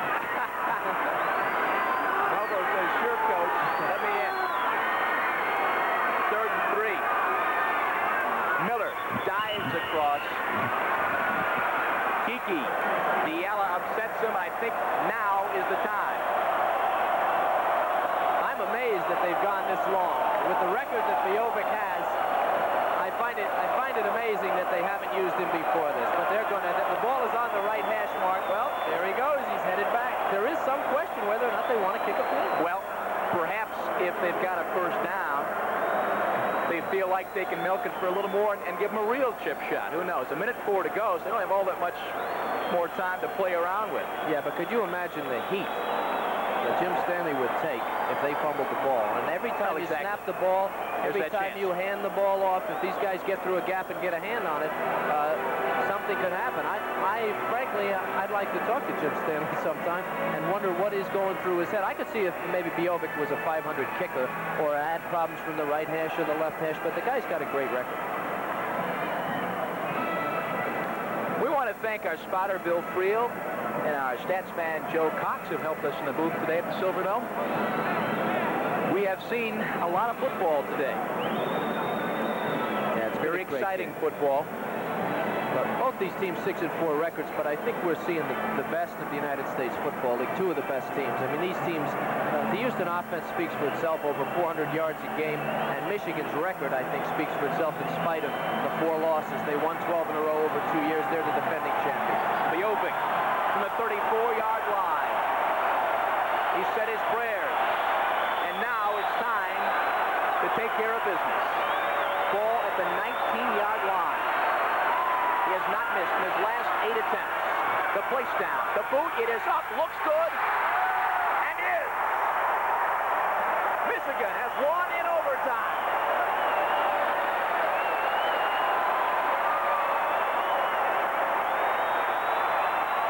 Wow. Michigan 31, Houston 28. The Panthers' 4-game losing streak is over. The Houston Gamblers have lost their 2nd consecutive game in OT. There's some celebrating going on at the Silverdome. One more time. Watch the concentration. That could have been a 60-yard field goal. He didn't even look up. He knew it was good when he kicked it. And this guy's a crowd. He's gliding. Flying around. Great way to end a 4-game losing streak in overtime. the Houston Gamblers have scrapped all the way to the final minute of overtime. 31-28 is the final score, and Novo is showing some emotion. A lot of it. We'll see it one more time. Once again, the final score, Michigan 31, Houston 28. Travel arrangements made through an promotional fee made by United Airlines. United flies to Hong Kong from more top business centers with Greek class Royal Pacific Service.